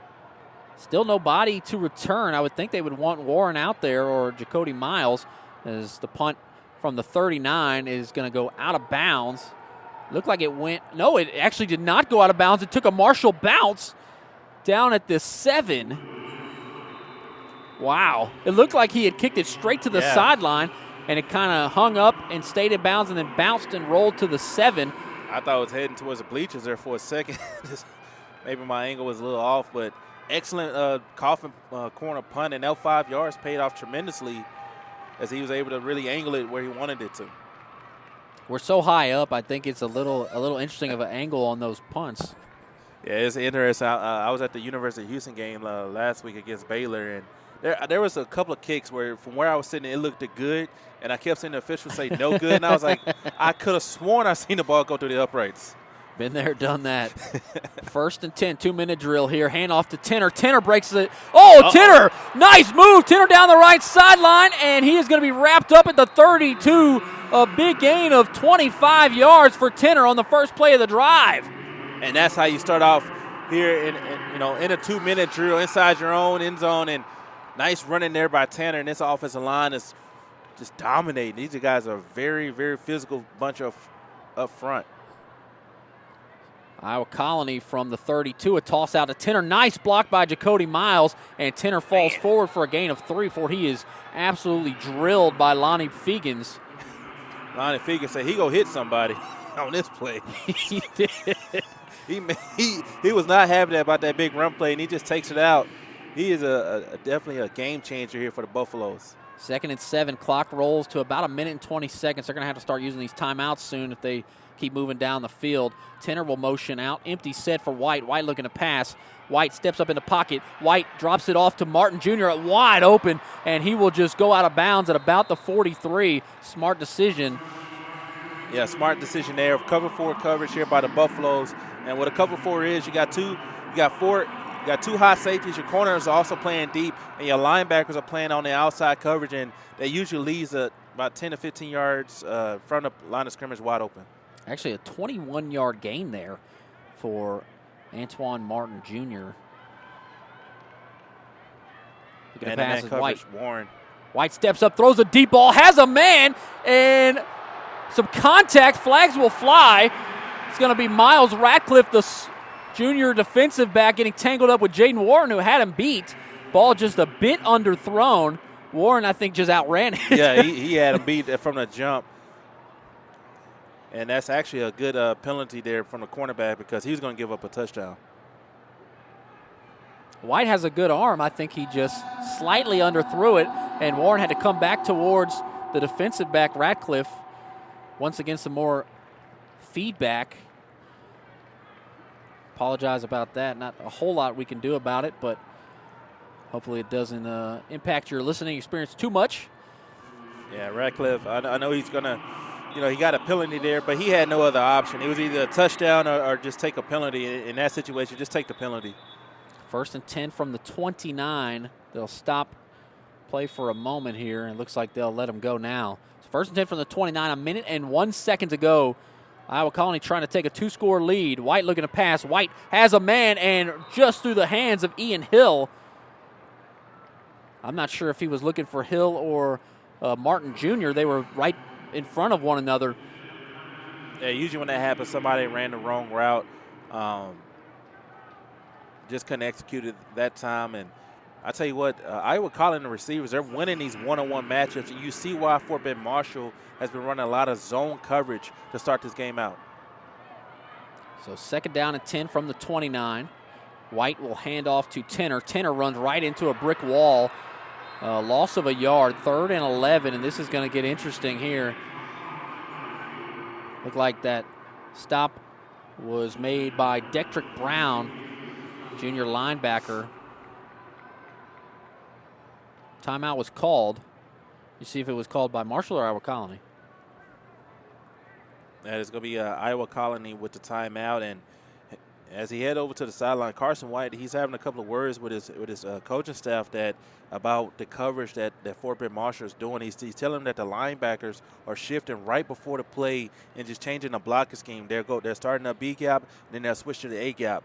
So the run plays hasn't been as successful because that changes the offensive lineman who you have for your assignment. And that center, he has to communicate, okay, they're in 60 tight, 50 tight, 40 left, however you want to communicate that. But once they shift, it just changes your blocking scheme completely. 3rd and 12, they're a little beyond the range of Cruz, currently at the 31. Trips to the right, one to the left. Tenner is the back on the right hip. Actually, he motions him out, so this will be a passing play. White looking to pass, steps up, and nearly throws an interception. Instead of picking up a couple of yards and maybe attempting a long field goal, looks like they'll have to punt unless they think Cruz can make a 48-yarder. Yeah, as long as 45. And this is going to be a field goal attempt. A 48-yarder for Cruz. Last week at Waller ISD Stadium, man, the wind was blowing straight at him, and he missed by a mile on a field goal from, I think it was 42 yards, but obviously no wind here at NRG. So he's going to attempt a 48-yarder with 46 seconds. And Marshall calls a timeout. Interesting, the game clock was stopped at 46 seconds left in the second quarter, and they called a timeout, used their final timeout. Iowa Colony has 2 left. Yeah, I was curious because, you might want to say that one timeout. Once you get the ball back and you say you pick up a big play, try to get your field goal team out there, but probably just want to make sure you got the right guys on the field. Ice crews here a little bit. It is pretty cold here in NRG Stadium. Try to make them think about it a little bit more. Yeah, I mean, if you have a big return or a big first, let's say you call a halfback draw just to try to, run the clock out and he ends up picking up 30 yards, you might want that timeout, but now you don't have one. 46 seconds to go here in the second quarter. Iowa Colony trying to go up by 10 points. Andy Cruz, a really good high school kicker, attempting a 48-yarder. The kick is up, and it's going to be short. Doesn't even make it to the back of the end zone. It lands right on the S of Houston. Probably, 10 yards shy? Yeah, about 10 yards shy. And interesting here, I mean, he has the leg for it, but just didn't get it all that time. So that timeout for Fort Bend Marshall with 40 seconds here, you have an opportunity. The clock stops after every first down. See what they decide to do. They do get the ball started in the second half, so they don't have to really press it too much. But if they want to at least try to get within field goal range, that is an option. See, I was thinking on 3rd and 12, you try to draw something up, maybe get the ball where he likes it, maybe, pick up 5 or 6 yards. They're thinking you want to get a first down. You pick up 5 or 6 yards, make it an easier field goal. Obviously, that did not happen. It was an incomplete pass. Because they do trust Cruz. I mean, even last week after missing the first 2 field goal attempts of the game, they kept sending him out there. And this is going to be Jacaden Ferguson running left side. They'll throw a flag for sure, and that'll bring him backwards. Anytime you see that, you can see his jersey tug all the way up here in the booth. You got 3 flags on the field. Everybody saw it. It started at the 31. This will move him back to the 21, I believe.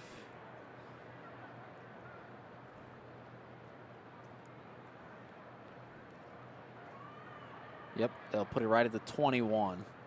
So 1st and 20, 32 seconds on the clock here in the second quarter. Iowa Colony leading by a touchdown, 21-14.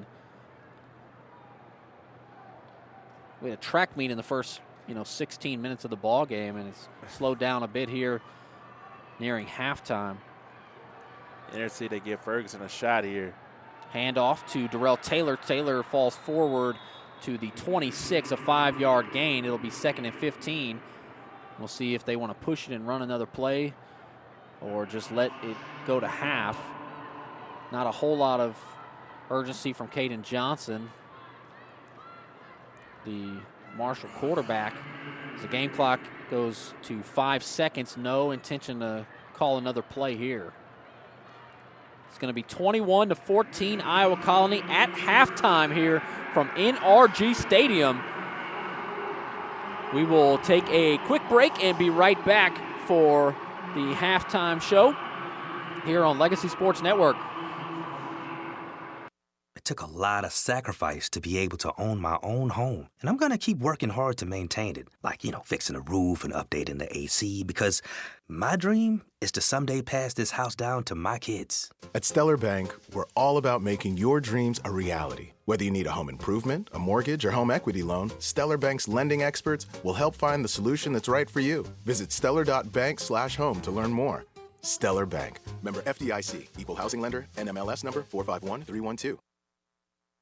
To Tachys Fiber Internet, being transparent means locking down pricing and never renegotiating. Giving access to fiber-fast speeds for streaming, gaming, and anything else. And customer care reps are literally part of your community. There's no data caps or limits, no fine print, no surprise price increases. So let's raise the industry standard, because you deserve a better way to internet. Sign up today at Tachys.com. There are only 2 names to know when buying or selling commercial or residential real estate property. Kim Walt and Danette Watuski in Houston with RE/MAX Results are those 2 names. As part of RE/MAX Results, Kim Walt and Danette Watuski make your transaction smooth. RE/MAX Results. #want to move. congratulates all local high school athletes. Their phone number is 713-777-SOLD. Hello, this is Dr. Steve Hotze. Do you struggle with joint pain? Is your joint pain making your everyday activities a chore? You may have been told that surgery is your only option. God has given your body an amazing ability to heal itself. At the Hotze Health and Wellness Center, we can help your body tap into this ability, providing you with regenerative joint therapy so you can live pain-free. Call 281-698-8698 to schedule your free consultation. Imagine living pain-free without the need for joint replacement surgery. Our team at the Hotze Health and Wellness Center can offer you a natural approach to resolving your joint pain using regenerative joint therapy that promotes healing. Call the Hotze Health and Wellness Center now at 281-698-8698 to schedule your free consultation. That's 281-698-8698. Say goodbye to joint pain and get your life back. 281-698-8698.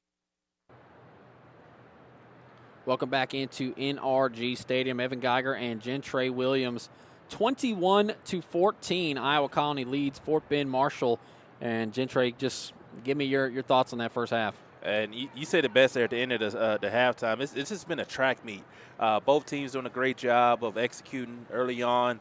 Iowa Colony just have the explosive playmakers, especially the kid Warren, man. He's made two tremendous plays. He almost had another play there at the end of the half there on the halfback, on the wide receiver goal route.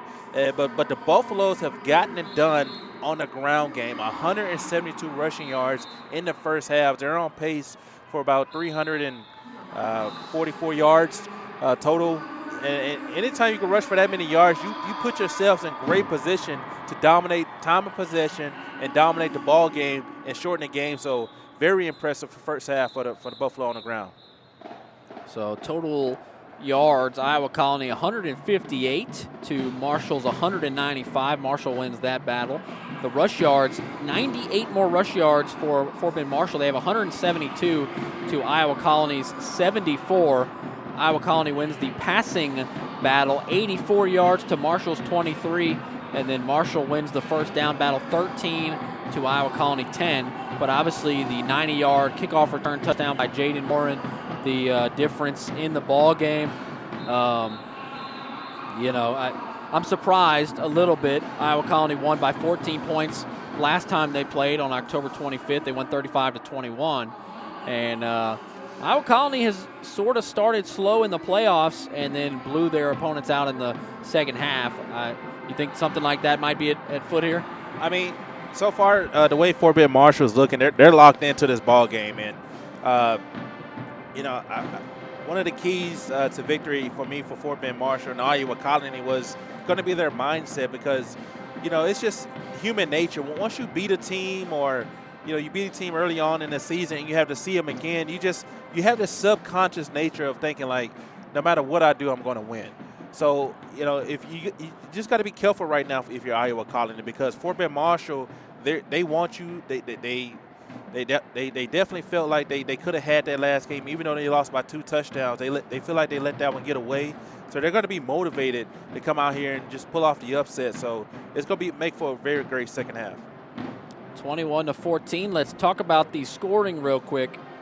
8:32 to go in the first quarter. Carson White had a 1-yard rushing touchdown. It was a quarterback sneak. The extra point from Andy Cruz was good, made it 7-0. With 4:52 to go in the first, Carson White had a 30-yard touchdown pass to Jaden Warren, gave Iowa Colony a 14-0 lead. And at that point, I kind of thought Iowa Colony was going to roll here. It was 2 possessions for Iowa Colony, 2 nice drives, 2 touchdowns. Marshall had 1 drive, a 3-and-out. Iowa Colony has a really good defense. I thought that was indicative of what we would see, but boy, was I wrong. With 31 seconds to go in the first quarter, we had a 6-yard touchdown run by Peyton Long. Extra point was good by Tamir Williams, and that was a beautiful drive to get Marshall on the board. Marshall feeling good. You're thinking, okay, it's anybody's game. The kickoff after the touchdown, Jaden Warren takes it 90 yards for a touchdown to put them up 21-7. 3 minutes later into the second quarter, 9 minutes and 17 seconds to go exactly. A 21-yard touchdown pass from Caden Johnson to Jordan Simmons, and Simmons was wide open, and that made it 21-14. Both teams got near the red zone after that, but neither was able to score. Andy Cruz did miss a 48-yard field goal, but at the half, 21-14 Iowa Colony, and it really is anyone's game. Yeah, it's definitely anyone's game, and there was a moment after that Warren 90-yard kickoff return that the Buffaloes, they had the ball deep in their own territory, and Caden Johnson, I want to say he was about probably 3 or 4 inches off from throwing a pick six down there in the end zone, and that could have completely broke the game open. But so far, Fort Bend Marshall, they just stuck with it. They're sticking with the run game. They struggled a lot in the passing game, only 23 yards passing. This is one of the more dominant passing teams in the district, but they're getting it done on the run game tonight, and they're going to have to continue to lean on that run game as Iowa Colony secondary. They play very sticky coverage. You are absolutely correct, Gentre. About 17 minutes to go left in halftime before we see the start of the third quarter. Iowa Colony 21, Fort Bend Marshall 14 at the half. We will take a break once again here on the Legacy Sports Network, and we'll be back in a few minutes. Ready to ring in the new year with a bang? Top Dog Fireworks is your place with a massive selection of amazing, high-flying, colorful, professional-looking fireworks. Top Dog Fireworks offers great buy one, get one free deals on select fireworks from multiple categories. Can't decide on exactly what you want? Their staff can help you set up the most unforgettable fireworks show. Visit TopDogFireworks.com to find directions to a location near you. And the best selection in Houston, Top Dog Fireworks. Say it with a boom. We are the NFHS. That stands for the National Federation of State High School Associations. But really, what we stand for, together with the UIL, are the 825,000 high school sports and performing arts students in Texas. And so, we stand. We stand for the runners, debate team members, and basketball players. We stand for their coaches, officials, and adjudicators. We stand for the drummers, football players, and actors. We stand for the golfers, singers, and swimmers. We stand as the national leader and advocate for these essential activities and all who participate in them and make them possible. Because it is our purpose to ensure that high school students get to play, perform, and compete together. To learn more about who we are and what we stand for, visit nfhs.org. Timeout. All right. Remember, we're a team that plays together. Listen, the winning will take care of itself. We just have to get everyone involved. In interscholastic sports, we celebrate what makes every one of us unique. And in the pursuit of a common goal, everyone in the huddle, in the bleachers, and in the community comes together.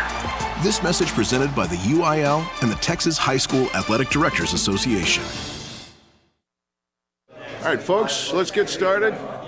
Parents, thanks for coming. As many of you know, I'm Coach Mather. Tonight I want to talk about the season, of which I only have one expectation, that everybody gets stronger. When I say get stronger, I'm not referring solely to physical strength.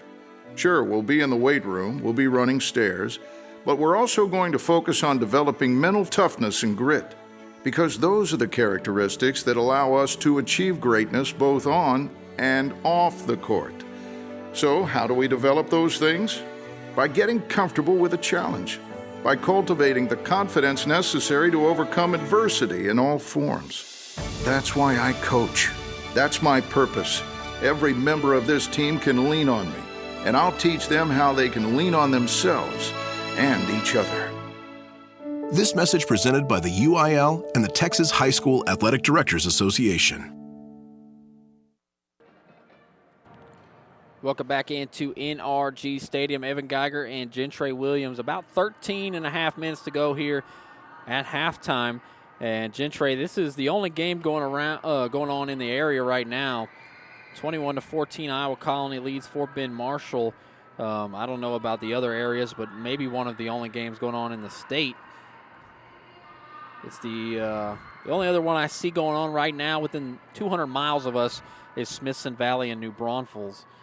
But, yeah, in the immediate area, we got some other games going on today. We actually have 2 other games happening at NRG today. Yep. And I think we'll have the call for all 3. I know for sure we'll have North Shore and Katy. Obviously, Rick and Carl, our North Shore guys, will have that one. That game starts at 2 o'clock. And Gentre, if you have anything to say about that game, go ahead. Yeah, man, that's going to be a tremendous matchup. That's been one of the historic matchups in the Houston area for the past 20 years, man. And both of those programs, whoever wins that game represents the city of Houston and state. Katy have multiple state championships as well as North Shore, but that's going to come down to Katy's ability to really get guys open on the perimeter, as North Shore has the most underrated. It's weird, but they had the most underrated defense I've ever seen. Their defense is what makes – everyone talks about North Shore offense and the playmakers. That defense is what makes North Shore special. Yeah. You got the best cornerback in the nation in Devin Sanchez, going to be playing at Ohio State next year. Then you got a top 10 corner in the state on the other side. And then you got 2 of the top 25 safeties in the state, and then got the 3rd best linebacker in the state. They are littered with talent all over the defensive end, and they just get you off the field. They're very physical. You can't run on them. But for Katy, they run that West Coast scheme, that plenty of stretch plays, plenty of power plays. They're going to play action boot, try to get the tight ends involved. So it's going to make for a tremendous matchup, and I'm excited. I'm excited to watch that one. Yeah, I'm excited. Hopefully I can catch most of it before I have to head off to another game tonight. We have obviously a whole bunch of games going on today and tomorrow here on Legacy Sports Network. We have obviously Iowa Colony and Fort Bend Marshall right now, 21-14. Iowa Colony is leading Galena Park, North Shore, and Katy at 2, as we just talked about. My money is on North Shore. Yeah. If I could find someone to take my bet, I would put it on North Shore. It's very hard to bet against North Shore. The only time I guess you could or should is if they're playing Duncanville. But North Shore's so good. Yeah, Duncanville's the only team that has the talent to keep up with them, man. And it's crazy, man, because North Shore, I grew up in that area, and it's just like, it doesn't make sense. You see it in middle school. They you play against Cunningham. We always talk about the game against Cunningham in middle school, like, man, how much did y'all lose by? Oh, man, we only lost by 60. And those guys end up going to North Shore. And, they're such a great program. And they start at a young age, man. They start them off at 8, 9, 10 years old. They've been running the same scheme their whole life. Yep. So it's a true program. Great development. Another game we have here at 6 o'clock is Katy Jordan and Summer Creek. And this is an underrated ball game, I think. Katy Jordan put up a good fight against Katy. They're a really good team. Katy, one of their few losses. And then Summer Creek was in the state championship game last year. Yep. They lost pretty. DeSoto did everybody bad. DeSoto beat them pretty bad. But they were in the state championship game. I saw them last week against Manville. Blew them out. It was 49-7, Summer Creek. They didn't out-athlete Manville like they might do some of these other teams, but they definitely outplayed Manville in every facet of the ball game. They play in a tough district, man. Yeah. That's the only 2 losses are the Tascasita and North Shore. Yep. So it's like, we get it. Yep. Like that's a good team, man. They Summer Creek, that entire, and Kingwood, they're still alive as well from that district. So that's a very impressive district. It's arguably the best district in the state. What, all 4 teams are still alive? Yeah. Yeah. I mean, it's pretty 3rd wild. consecutive year. Pretty wild. We have I'm looking for the game on the screen that I'm going to be at tonight. We have it's not showing up, but Strake Jesuit is playing. Ooh. They're playing at Tomball. Tomball. Yeah, they're playing at Tomball. I don't know why it's not showing up here with all these other games that are listed that I'm looking at. Tomorrow, a really big game that I'm excited about. I will be there, and I will be working, but I will not be the play-by-play announcer tomorrow. It's Randall and Brenham, and Randall is an incredible team, and I think they're going to beat Brenham. I mean, obviously, you got to get out there and play, but I think they're going to beat Brenham, and then they're going to play the winner of this ball game. Obviously, It's looking like another district matchup for these teams. Yeah. Randall beat Iowa Colony and Marshall. Iowa Colony beat Marshall and lost to Randall. Obviously how that goes. Marshall lost to both of them, so it's going to be an uphill battle. If Marshall was able to win and then somehow go on and beat Randall, that would be an incredible story. Yeah, and I got an opportunity to see Randall on film when I was studying for Fort Bend Marshall and Iowa Colony, and that backfield is, man, and the kid's only a sophomore. He is so elusive, so strong, great contact balance, and, I throw out a lot of comps, but he reminds me so much of Alvin Kamara, just the way that he's so tough to bring down, and he just sees the field. They have a really good football team, and they have opportunity to make it to the state run. I'll tell you what, I was looking at the stats provided by the athleticsdepartment.com. Randall, this is, I think we might have talked about this before. Yep. Randall, they average 476 yards of offense a game. They only allow 116. So they're outgaining their opponents by 360 yards a game. And then, this is the one that's really interesting to me. They have rushed for 3,687 yards. That is insane. They've only allowed 264 rushing yards. They have outrushed their opponents by, 3,423 rushing yards. That's impressive on two parts. One, your math ability to do that in your head that quickly. Two, that's impressive. Oh, man. And then, just their ability, that just tells you that they went up front and they're just going to be more physical. If they're not giving up any running yards and they're running all over people, they are a physical group. And the tailback, I try to remember the young man's name. I think it's Landon Williams Callis or something like that. Landon Williams. I was, getting prepared for this game, and I looked up. I just looked up. I seen 140 carries, 1,700 yards, averaging 12 yards a pop, 40 rushing touchdowns. And I think he also has a receiving touchdown. So that 41 total touchdowns for a running back. But the thing that's so crazy is he's so good, but the backup running back has just as good numbers and obviously less carries. But the whole team, obviously you got to give props to the offensive line in a situation like that.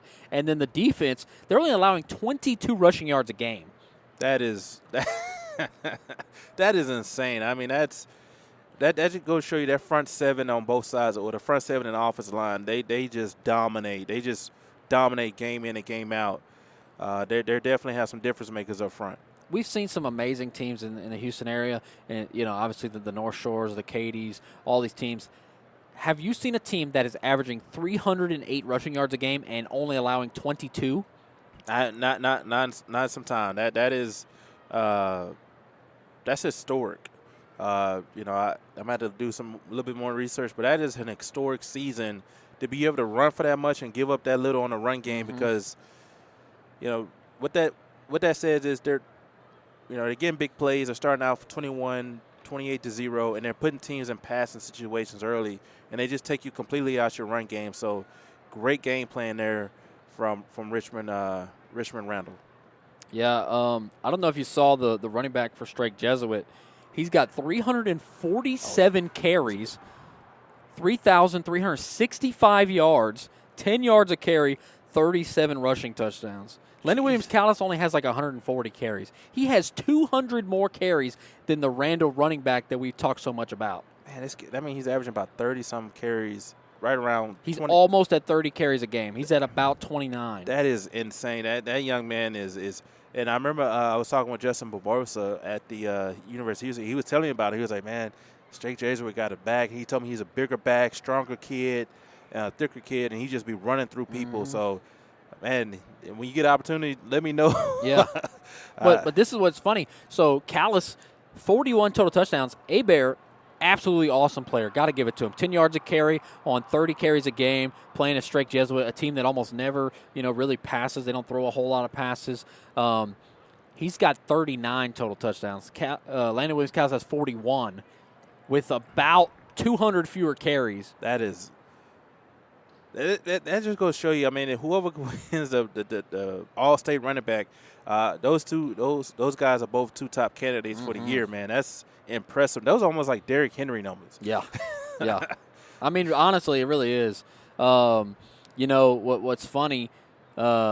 they play Kingwood tonight, as you mentioned. In the first round, they played Katy Tompkins, so a good team, no slouch. Abair had an incredible game in that one. Abair had 36 carries, 402 yards, and 6 touchdowns. Jeez. He also had a 38 yards receiving and another touchdown. So altogether, he had 440 yards and 7 touchdowns. That's like putting the game on freshmen on NCAA. They just getting your 99 running back the ball every play, Dude. man. That's what's going on down there in State Jesuit. What an impressive season, and that's going to be something that he's going to tell his kids about. And, I'm so happy for that young man, and that's impressive. I never heard anyone have that many rushing yards in a state playoff game. Yep. I understand district game or non-district games where the margins are wide, but once you get to this level of play, you're really not going to out-athlete anybody. Yep. So he's just putting together a great run.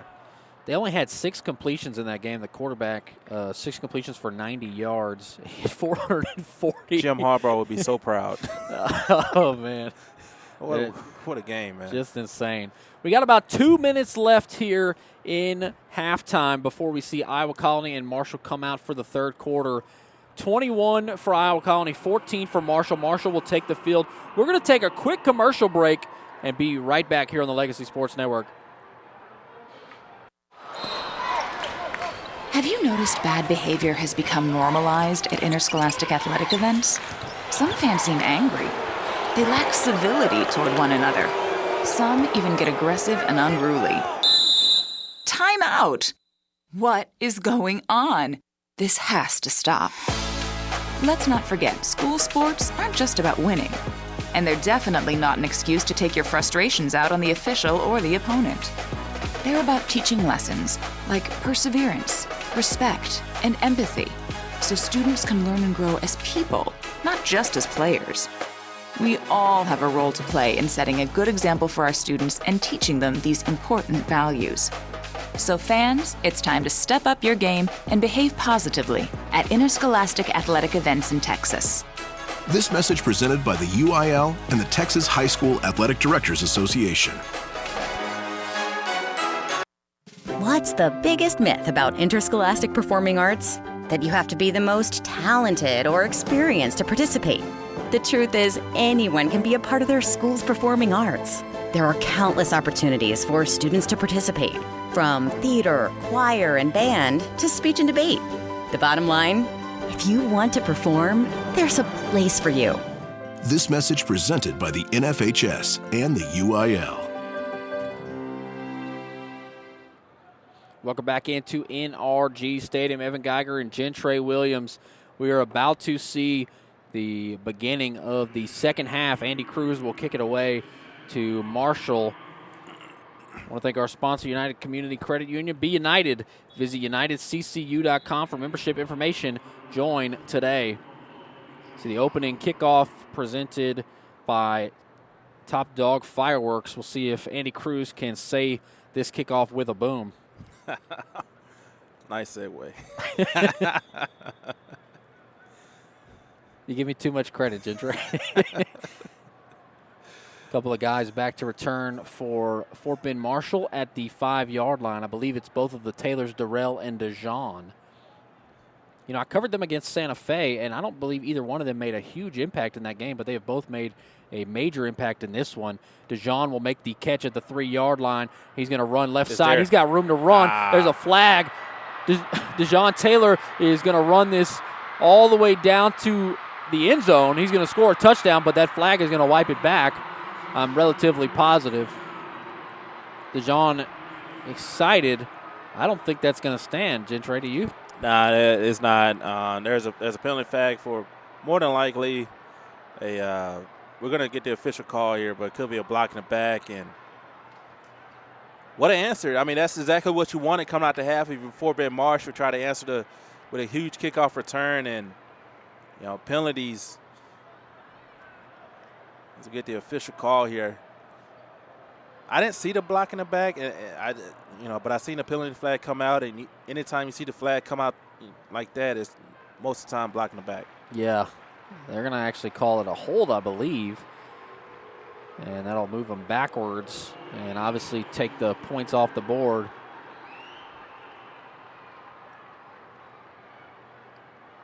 Some of the Marshall players upset about the call.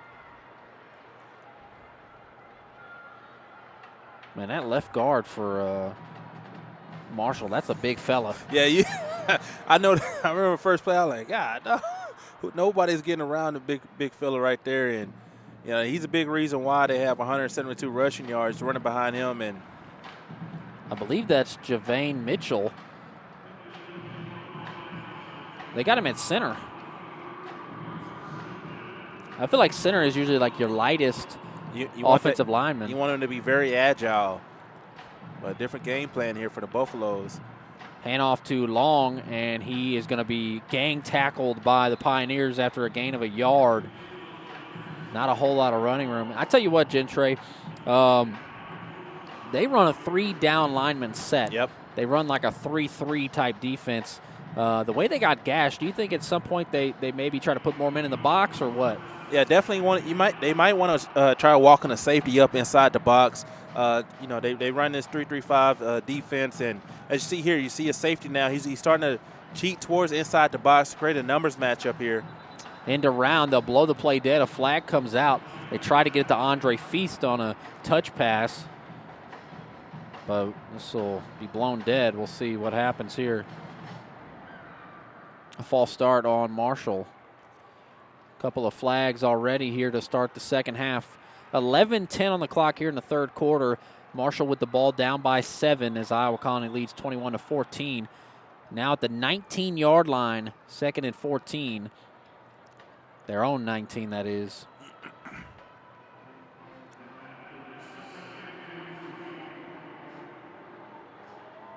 So Taylor and Long on each hip. They'll motion Taylor out, and it's going to be a passing play. Johnson rolling right. Johnson has a man and nearly intercepted. Oh, it is! It was! An interception there for Macario Brackens. Yeah, I'm not sure why Caden Johnson threw that football. It was great. It was well covered there by Macario Brackens, and in that situation, if you're Caden Johnson, just throw the football out of bounds, live to fight another down. He tried to force this one, and that's a huge interception for Iowa Colony. Looked like a man for Marshall touched the ball, and Brackens just happened to pull it away from him as he fell to the ground. And Iowa Colony will take over in Marshall territory at the 34. What a break for the Pioneers. The motion to Cody Miles over. A touch pass to Miles going right side. Big hole. Miles sandwiched between two Buffaloes at the 27-yard line. Making the tackle there was Isaiah Williams. Yeah, nice jet touch pass there from the Pioneers, getting the drive started. You know, coming out there in the first quarter, they had a great drive. Just good mix of pass and run, quick passing options. See if they get back to that offense here. Ashton Lofton was also in on that tackle. 2nd and 3 from the 27, and White's going to do a design quarterback run. He's going to get near the first down marker, roughly the 25. I think he's a yard shy. It'll be 3rd and 1. He kind of went up the middle and busted out back right and just picked up maybe a yard or two. They'll hustle to the line. 3 receivers to the right on 3rd and 1. Hand off to Tenner. No, White keeps it himself, running left side. White's got the edge. White, big hole. White gets a block and down at the 3, out of bounds. See exactly where they spotted, but just got the edge. They'll give him the 4-yard line. Great play by Carson White, and he sure can run. Yeah, Carson White doing a great job utilizing his legs that time. He's number 8 in rushing in the district. Hand off to Tenner. Tenner goes forward into the hole, and he'll be stopped at about the 2. Yeah, going back to that previous play, Evan, they did a great job with spacing and utilizing the spacing of the wide receivers to open up the field, and he had nothing but green grass in front of him, able to pick up a huge first down, setting up a great red zone opportunity. 2nd and goal from the 2. White in the shotgun. They'll motion the receiver over. Tenner's on the right hip. It's Jaden Warren. White's going to roll out right. Quarterback run, and he's going to be stopped for a loss Back at the 5, a host of Buffaloes swarm to the ball and stop him for a loss of 4. It'll be 3rd and goal from the 6. A big play for Marshall. Yeah, huge play from Marshall, and making a play in on that tackle is going to be Lonnie Fagans. We talked about him a lot in the pregame. He just able to set the edge and extend his arms, get back there and make a play. They tried to run a quarterback sprint out play, but just couldn't get it going that time. 3rd and goal from the 6. They'll bring in Denham Barnes. So they have 2 running backs in there now. The tight end will come out. That's Will Terry. So 2 receivers to the left, 1 to the right. Barnes on the left hip, Tenor on the right hip, and a timeout called by Iowa Colony here with 8:23 to go in the 3rd quarter. A timeout. Yeah, they definitely probably didn't like what they saw when they get opportunity to. This is a big opportunity here, field goal or touchdown. So you want to make sure you have the play that you love drawn up. 3rd and goal from the 6 with 8:23 to go. Iowa Colony leading by 7. They have the ball in a goal-to-go situation after an interception by Macario Brackens. Yeah, that interception was a big-time play, but that penalty on a punt return is going to come back and bite Fort Bend Marshall. That's going to be almost like a 14-point swing or a 10-point swing, depending on how this drive finishes. So, indeed. Family-owned and operated, Top Dog Fireworks has 14 locations in the greater Houston area. Go to topdogfireworks.com to find a location near you. Top Dog Fireworks supports the community and wishes the local high school athletes best of luck. Make memories and strive for your goals. Top Dog Fireworks, say it with a boom. It's almost New Year's, so that's the place to get your fireworks if you're in the Houston area. 3rd and goal from the 6. White is in the shotgun with a running back on each hip once again. 2 receivers to the left, 1 to the right. See what they draw up in the timeout. White looking to pass. White's got all day. White, now he's going to have to try to avoid pressure. Going to the right side, into the end zone. A flag flies in, but White did make it into the end zone. White now holds his hands up, wondering what the penalty was. I'm assuming it's going to be a hold. It is indeed a hold on Iowa Colony. It'll be 3rd and goal from the 16 now. that is a huge penalty because not only it takes a touchdown off the board, but it marches him way back and makes the field goal a lot tougher for Cruz if he needs to kick it.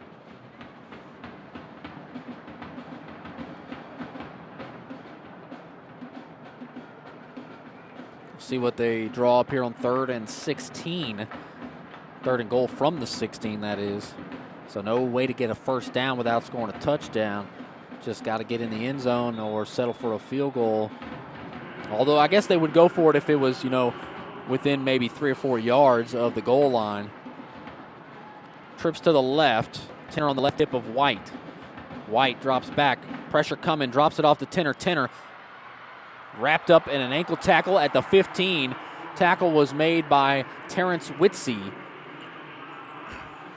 Yeah, that was a good tackle there by Whitsey. And just a smart check down play there by Carson White. He didn't have anything downfield, didn't want to force it, throw an interception, or take a sack. Good job just checking it down and gaining some positive yards. My apologies. That was Carl Pelican, the senior defensive back. So Cruz to attempt a field goal of 32 yards. The kick is up, and it is good. A 2-score lead, a 32-yarder for Andy Cruz with 7:37 to go here in the 3rd quarter. Iowa Colony 24, Marshall 14. We'll take a quick break here on Legacy Sports Network and be right back in just a moment. DeRoche Partners LLP, located in Houston and Dallas, offers a complete range of tax assurance and consulting services to a diverse portfolio of clients. Their team is dedicated to the highest ethics of our profession with a commitment to excellence. This is accomplished by putting an emphasis on providing superior professional services specifically tailored to meet the needs of our clients. DeRoche Partners aim to provide valuable insight, effective solutions, and maintain long-lasting business relationships. Their high recruiting standards and culture of excellence is uncommon and unrivaled. They want to wish all the student athletes good luck. Visit DeRoche Partners on the web at dpllp.cpa. Welcome back into NRG Stadium. 7:37 to go here in the 3rd quarter. Evan Geiger and Gentre Williams on the call here for Iowa Colony and Marshall. Iowa Colony up by 10 after the 32-yard field goal by Andy Cruz. Cruz will kick it away. It's going to be the Taylors back there to return. Had a big return wiped away by Taylor not too long ago at the start of the third quarter. DeJohn Taylor makes it up to the 29-yard line. He broke about 3 tackles before he was finally brought down. And I know that last kickoff return for a touchdown was wiped away, but still you think they need to kind of clean up the kickoff return game because these athletes for Marshall can run. Yeah, they definitely have track speed there on their kickoff return between the Taylors. And that time Taylor, he didn't have an opportunity to really just pick up his acceleration to break that one open. But great kickoff coverage there from Iowa Colony. You could definitely tell when they got to the sideline, they got coached up on staying in their lanes. Hey, this is my favorite formation on NCAA. The diamond formation on the left side. 4 receivers over there stacked up, 1 to the right. And Johnson's just going to take off and run right up the middle. And he's going to get near the first down marker, maybe a couple of yards shy. Every time they line up empty formation, he just runs. Yeah, because what it does is when you put that many guys on the perimeter, they have to honor that. You got to get at least 4 guys to cover that, and then you got to cover the guy here on the opposite end. So you're saying my 5 offensive line plus my quarterback should be able to pick me up some type of positive yardage. Mm-hmm. It'll be 2nd and 2 from the 37. Johnson will take off and run right up the middle again. He's met. I think he's near the line to gain, but possibly a yard shy or a half a yard shy. See where the spot is exactly. It's going to be 3rd and a half a yard. Again, Chandler Love, he just came in there and blew that play up alongside of Kalen Simmons. As soon as they seen the quarterback take off, they fired off and blew that guard back into the pile.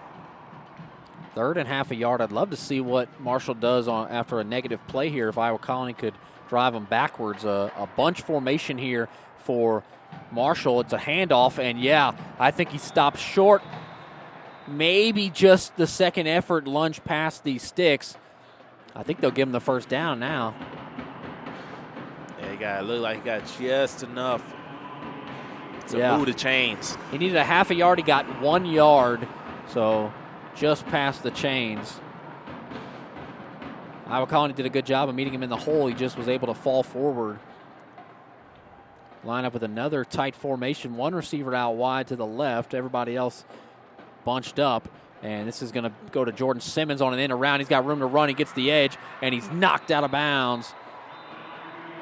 That was Jarvis Solomon knocking him out, but a big run. Gain of about 16 for Simmons. Simmons, a sophomore wide receiver, able to kind of line up in like a Debo package in the backfield, able to catch the handoff and pick up a huge first down. And you just seeing right now Fort Bend Marshall just getting deeper and deeper into their playbook, trying to get these guys in open space. So many athletes on the edges, and the offensive line is held up very well. It's going to be a handoff right up the middle to Taylor. Taylor makes like 4 guys miss, still up, down to the 32. A 13-yard run for Taylor.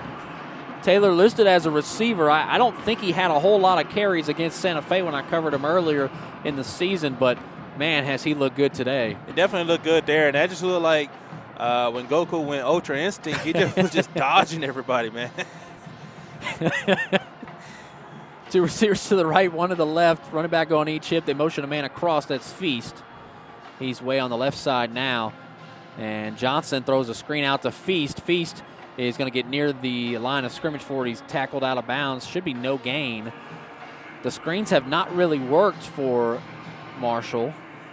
And that's kind of their bread and butter, Evan. Watching them on film, that's what they like to go to a lot. And Iowa Colony have zoned in. That's something they probably worked on all week, was not allow this quick screen game to be the difference here in the ball game. Make them throw their second best pitch. They've probably thrown 3 or 4 screens, and one was nearly a pick six. A few just no gain, loss of a yard, 1 yard. They haven't really worked out.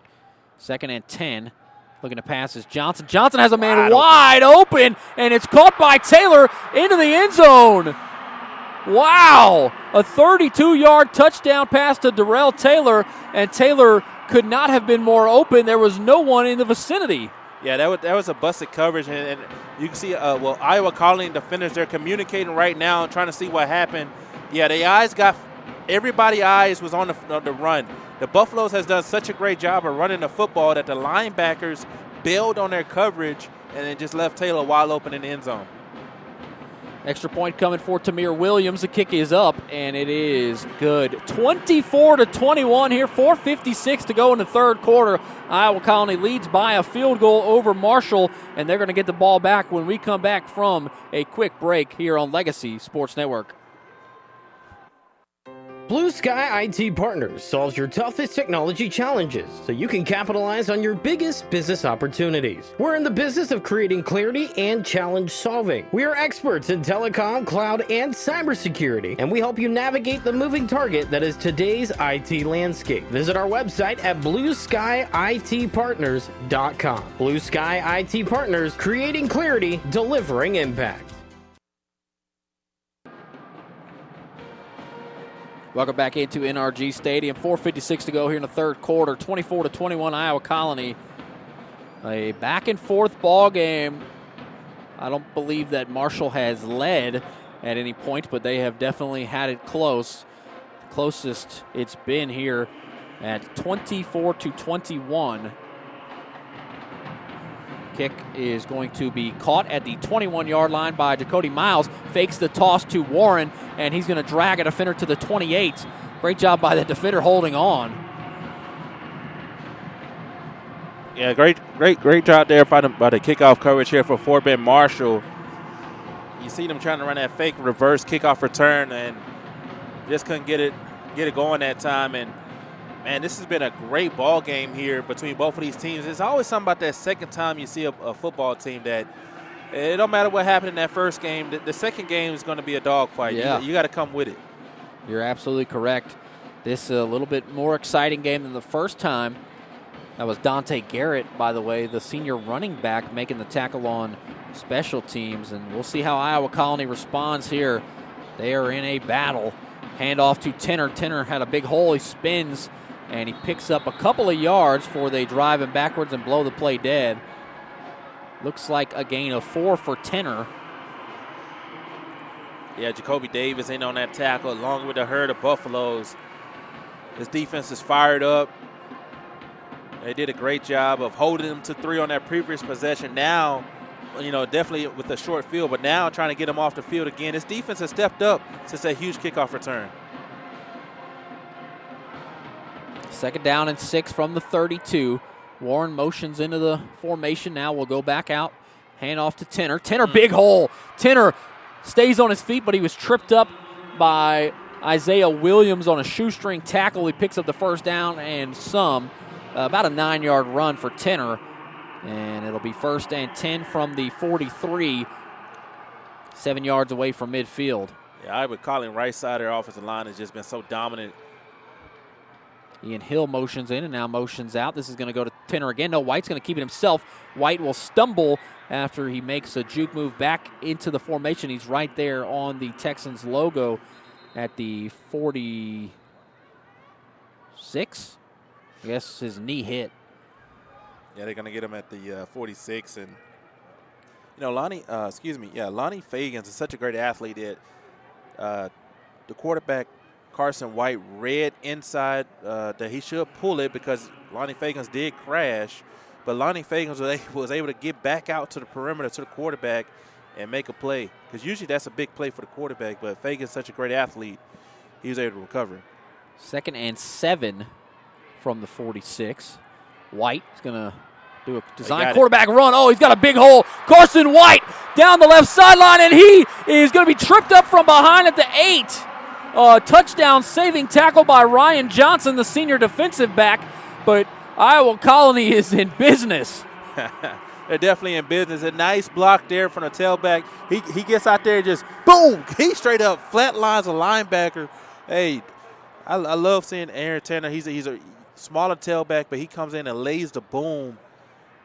Kid's probably only like he's a small back. Yeah, small, 150-pound soaking wet, but he runs like a bigger back. Yeah, he was physical that time. And I love Tenner because he gets up he gets downhill despite being a smaller back. He doesn't do the Reggie Bush, running all over the field sideways. Now a stop and play as a timeout's called by Iowa Colony. That's their second. I got to say, I hate that they've had to use 2 of their timeouts already in the third quarter. They might need them down the stretch unless they blow this thing open. If it's a tight ball game, that's 2 situations where you're going to say, man, I wish we would have had those timeouts. But they're going to have first and goal at the 8-yard line. 2:42 to go. Iowa Colony up by 3 points. 24-21 the score. And a huge run from Carson White. That was a 46-yard run. He had a 65-yard run against Killeen Ellison that just blew the doors off of him. Yeah, he's definitely a very dynamic athlete there at quarterback. And they had numbers advantage on that previous play where he broke up for that 46-yard run. They had their trips to the right side, but they brought Aaron Tanner on a weak side, and the Buffaloes just wasn't ready for it and sprung that one open. So, again, red zone situation. The Buffaloes has been good in the red zone, so you got to execute right now if y'all were calling me. First and goal from the 8. Running back on each hip, and White's going to keep it himself. Running forward, he finds a hole, he spins, and he's cut down at the 2. He falls backwards for an extra yard. It'll be second and goal from the 1.5. Looks like they're going to try this tush push again. They got Chris Johnson, the big Baylor commit D lineman, in there trying to push White forward. Marshall will bring in a big nose tackle. We'll see if they can convert here on second and goal from the 1. They're going to push the pile forward. I think he's near the line. They'll call it a touchdown. Carson White will cross the goal line. It's 30-21, and that's Carson White's 17th rushing touchdown of the year. Nice job just by this offensive line and the entire football team just pushing your quarterback inside the end zone. That's all about weight room right there. That's what that's all about. Andy Cruz to attempt to make it a 10-point lead. He's waiting on a holder. They're looking for Jacody Miles. That's the holder. He didn't have his helmet on. Now he's going to run out there. Play clock is at about 10. He's still not there. Now he's going to line up real quick, and Cruz is going to have to try to hurry. The kick is up, and it is good. 31-21 the score after the 1-yard touchdown run by Carson White. 2:06 to go here in the third quarter. We'll take a break on the Legacy Sports Network and be right back in just a moment. DeRoche Partners LLP, located in Houston and Dallas, offers a complete range of tax assurance and consulting services to a diverse portfolio of clients. Their team is dedicated to the highest ethics of our profession with a commitment to excellence. This is accomplished by putting an emphasis on providing superior professional services specifically tailored to meet the needs of our clients. DeRoche Partners aim to provide valuable insight, effective solutions, and maintain long-lasting business relationships.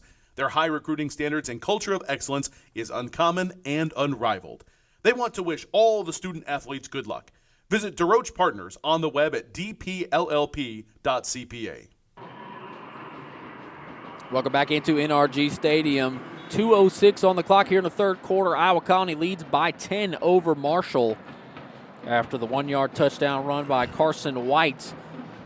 A really good drive there, and Carson White kind of put that drive on his back. Yeah, he definitely did put that drive on his back with his arm, with his legs. And able to make this, again, like you said, Evan, a 2-score ball game. So it's just been a back and forth, and it seemed like Fort Bend Marshall haven't been able to bridge that gap. Taylor will make the catch for the return at the 19. He will break a tackle but fall backwards to the 24. So the kickoff contained team does its job there. And I tell you what, Iowa Colony, their defense is going to have to, start to really contain things for Marshall. Even if they win this ball game, if the defense plays like it has in this one, I don't know if they can beat Randall. Yeah, I mean, giving up 212 rushing yards to the Buffaloes, Randall's going to look at that and lick their chops. They're going to be ready to play. So you got to stop the run right now if you're Iowa Colony. Caden Johnson will take the shotgun snap and run forward, falling over one of his offensive linemen in the process. About a 4-yard gain. It'll be 2nd and 6. Ball is spotted at the 27. They need to get to the 33. So, yeah, 2nd and 6. Marshall moving from left to right here in the third quarter. Doubles on each side, and Johnson's going to throw a screen out there, and once again, nowhere to go. Just about a 2-yard gain there for Jacaden Ferguson. I tell you, we talked pregame about Jacaden Ferguson and Andre Feast, and those guys, really big part of this passing game all year. Johnson has the most passing yards in the district. They throw the ball a lot. Yeah. Neither one of those guys has been able to make a huge impact. Yeah, they haven't. They just haven't been able to get open in this screen game. They haven't been able to block it. This defense, the secondary here for Iowa Colony, they're physical at the point of contact, so they're getting off their blocks quickly, and they're getting these guys on the ground. 3rd and 4, a tight formation, everybody near the ball, and Johnson's going to hand it on an end around there, and tackled short of the line of gain. That was DeJean Taylor on the end around. They pick up 1 yard. It'll be 4th and 3, and they'll send the punting unit out. If I'm Iowa Colony, I would be wary of a fake here. Yeah, you definitely got to be ready for anything here with Fort Bend Marshall. So, great defense, but it doesn't stop here. You got to get them off the field here on the punt. Interesting formation. They have 2 receivers out wide on each side here on the punt formation. They motion a guy over to the other side. We'll see if it's a fake or a punt. And this is going to be a punt. Jaden Warren, the return man, will make a fair catch at the 47. A flag flies in. I wonder if they're going to get an Iowa Colony player. It looked like Chandler Love was in the area of the flag.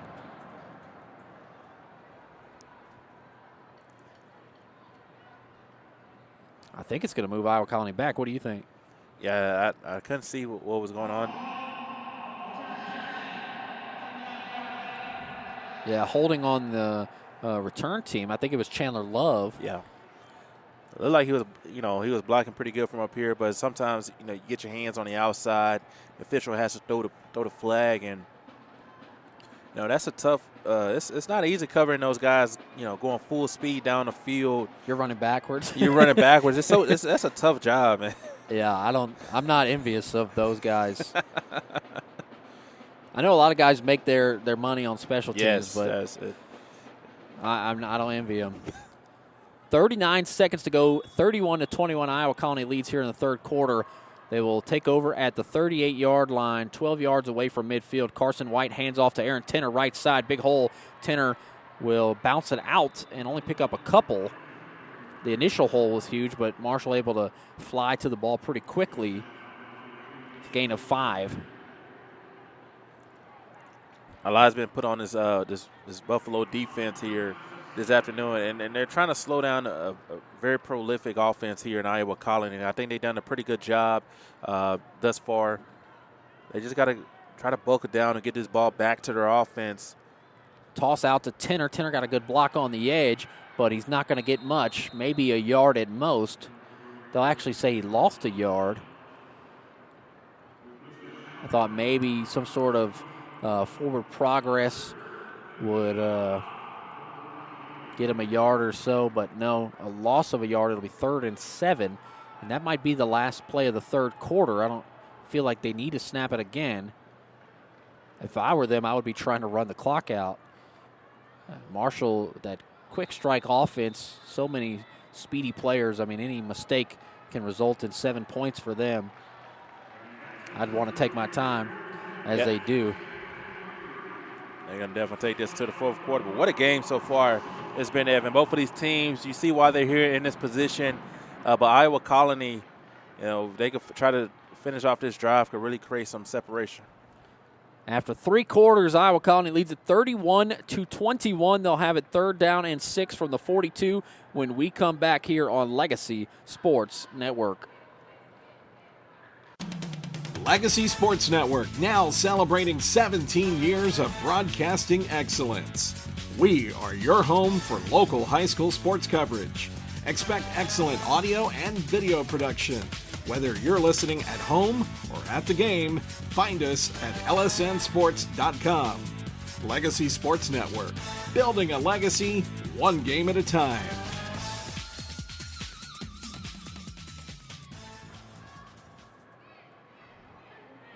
Start of the fourth quarter here at NRG Stadium. Evan Geiger and Gentre Williams on the call. And very excited to be here for what's been a great ball game. Just 12 minutes left. We'll see how it shakes up. 3rd and 6 from the 42. 8 yards away from midfield. 6 yards away from a first down. Yeah, they're pressing up top on Warren with no help, safety help. Sideline see it. It'd be interesting if they check to a different play. Looking to pass is White. White has Hill nearly intercepted, and Hill almost came down with it after it was batted up in the air. I guess they'll send Cruz out there to punt now. He threw it into triple coverage. I mean, he has a strong arm, and he's been rifling some passes between some defenders, but that was a very dangerous pass, and 3 Buffaloes in the area that time just couldn't come down with it. That was Ryan Johnson, the senior defensive back, who jumped the route. The ball went up in the air. Hill touched it and could not come down with it. He actually had a chance, which is very surprising after the way that went. Cruz to punt. Had his feet at the 28. A nice punt. And that's going to back up Marshall. It's going to bounce at the 9. Picked up by Darrell Taylor running right side. Oh, a big block. And Taylor tackled at the 14. There's a flag. I think it's going to be a block in the back. Yeah, block the back. The ball's already passed you up. You just can't do that anymore. Maybe even a blindside block, as he absolutely annihilated a Pioneer. He got up to the 14, so we'll see where they spot him after this. I'm surprised Taylor even tried to pick that up. Yeah, I thought he would let that bounce in the end zone, but I tell you what, Cruz, he did a good job when he punted it. It looked like it was going to stay like around inside the 5-yard line. Mm-hmm. Blindside block indeed on Marshall. Yeah, that he had his feet back at the 29? And he punted that ball all the way down to the 5. It bounced in the air and kind of died in the air like it wasn't going to go into the end zone. Taylor decided, I need to pick this up. Ran it out to the 14, but a blindside block will move them back to the 7. So really good job by Cruz all in all. And if Iowa Colony gets the ball back, they need to start running clock. Especially only having one timeout. They're going to have to manage the clock well. As a team up by 10 points against Marshall, I don't feel too safe. No, you can't feel it. All these athletes out here on the perimeter, a lot of these guys for Fort Bend Marshall also run track, so it's a lot of speed and athleticism here, so you got to be careful. This game could change quickly. They'll actually mark it at the 4. So 1st and 10 from the 4, 96 yards ahead of them. And Johnson will take a shotgun snap with a running back on each hip. They hand off to Taylor. No, Johnson keeps it himself, and he's driven backwards. We'll see where they spot it. It looks like they'll give him the 3, forward progress. Once again, the officials on each side of the field disagree. One has him at the 3, one has him at the 2. It's been all game. And that time, Johnson, he just made the wrong read. He was supposed to get that to the tailback. The defensive end actually played the quarterback. So there was, I'm not sure if he just thought he could make a play out there on the perimeter, but he should have had that one off as a defensive end came upfield. 2nd and 11 from their own 3. A handoff up the middle and nowhere to go. Henry Kalu was there. Man, these guys are fired up. And Adrian Porter Jr. was also in on the tackle. That was no gain on that one. 3rd and 11. And if Iowa Colony could force a punt here, they would be that much closer to a victory and moving on. Up by 10 points. 10:45 to go here in the fourth quarter. 3rd and 11. Johnson trying to get him to jump off sides. Now he'll turn and look to the sideline. Play clock at 11. Still haven't gotten a play call. Now he's going to step back into the formation. 5 on the play clock. 4 on the play clock. Shotgun snap, looking to pass. Throws a screen out there. Hits his man at the 5. And he is just wrapped up at the 6. They're going to have to punt. He found Jacaden Ferguson. Picks up 3-4 yards. It'll be 4th and 7 from the 7. Yeah, Fort Bend Marshall, they didn't really have many options in that situation. Iowa Colony was playing off coverage, so you really couldn't go for a long developing passing route. This pass rush has been getting to Johnson very quickly all night, so the best option was a short, quick hitch route there and play field position here and try to win with your defense. Punter has his feet near the back of the end zone. He's going to try to boot this one high and deep. Looks like it's going to be caught by Warren at the 39. Oh, he muffs it. Oh, who's there? It looks like Chandler Love was able to fall on it. Johnny on the spot. That was extremely dangerous. And wow, that could have been monumental if Fort Bend was able to get on that one. But great heads-up play there by the Pioneers, getting back on the football. And now with only half of the field, they have opportunity to run this clock down for about 3 to 4 minutes if they continue to just pick up a couple of first downs. 9 minutes and 33 seconds to go in the fourth quarter. Ball at the 45 of Marshall, 5 yards beyond midfield into enemy territory. And I think we all thought Warren is going to take that and try to have a nice return. I think he thought the same thing, but he didn't think about catching the ball first. Motion a guy back out, and it's going to be a handoff to Tenner up the middle. Tenner picks up maybe a yard. I think Marshall knows they want to run the clock out. A lot of guys in the box there. Yeah, they got plenty of defenders there in the box. Great job getting off the block, extending his arm by Terrence Whistler, the defensive end on opposite end of Fagans. He was physical there and just won his matchup. 2nd down and 8 after the 2-yard pickup by Tenner. Tenner was the man last week with 212 yards. Had a nice game so far, but not nearly as big of an impact. And this will be a handoff to Tenner again, going right side. Tenner, nice little cut, but he's wrapped up and dragged down after a gain of 3 yards. Tackle made by Isaiah Williams. Yeah, Isaiah Williams, he be flying downhill. He does a great job from that safety position. Just being physical, able to do a good job in open field tackling as well. Quick 3rd down here for Iowa Colony. Yeah, I think this is 4-down territory, especially if you pick up a couple of yards here. Obviously, ball at the 40, but you don't want to take a negative play. 3rd and 5 from the 40. Handoff to Tenner. Tenner nowhere to go. Stood up. I think they're going to say no gain, maybe a loss of a yard at most, and they'll send Cruz out to punt. Interesting. Did not run much time off there. Yeah, not much going on. And this has been a different half. First half, it was fireworks, scoring, kickoff returns, great long developing drives. This half has been all about the defense. Both of these teams went into halftime, definitely made some adjustments. So Fort Bend Marshall going to get another crack at it. Cruz with his feet at the 45. The returner's back at the 10. Cruz with a high punt, and it's going to be fair caught at the 5 by DeJohn Taylor. That is not easy to do. No. That ball went high, but Cruz once again helping Iowa Colony win the field position battle. You know, that was the story last week. They won 44-14. Yeah. But that was a 14-7 game where they were trailing by a touchdown, and they had absolutely dominated the opposing team in the field position battle. They had a drive at the 16, but they did not score. They started in the red zone, did not score. They had a drive at the 21. They did not score. And then their touchdown drive started at the 6 and the 8. They went all the way down the field and scored. And, you know, it was very funny.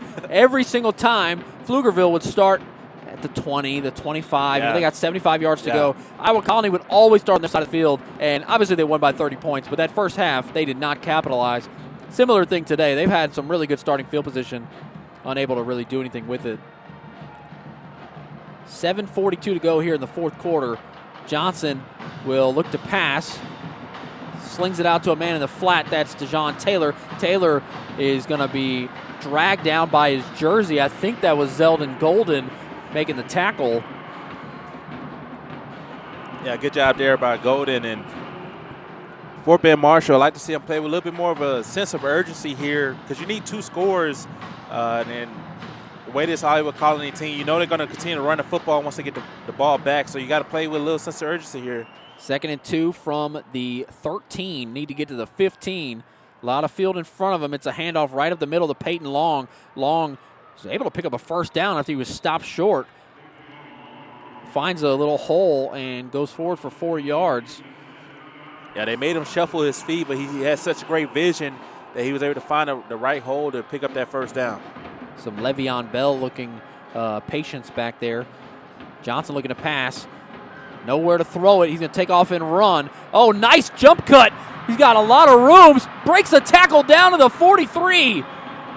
Finally tackled by Chandler Love way back in the secondary. He had two defenders in his face at the line of scrimmage.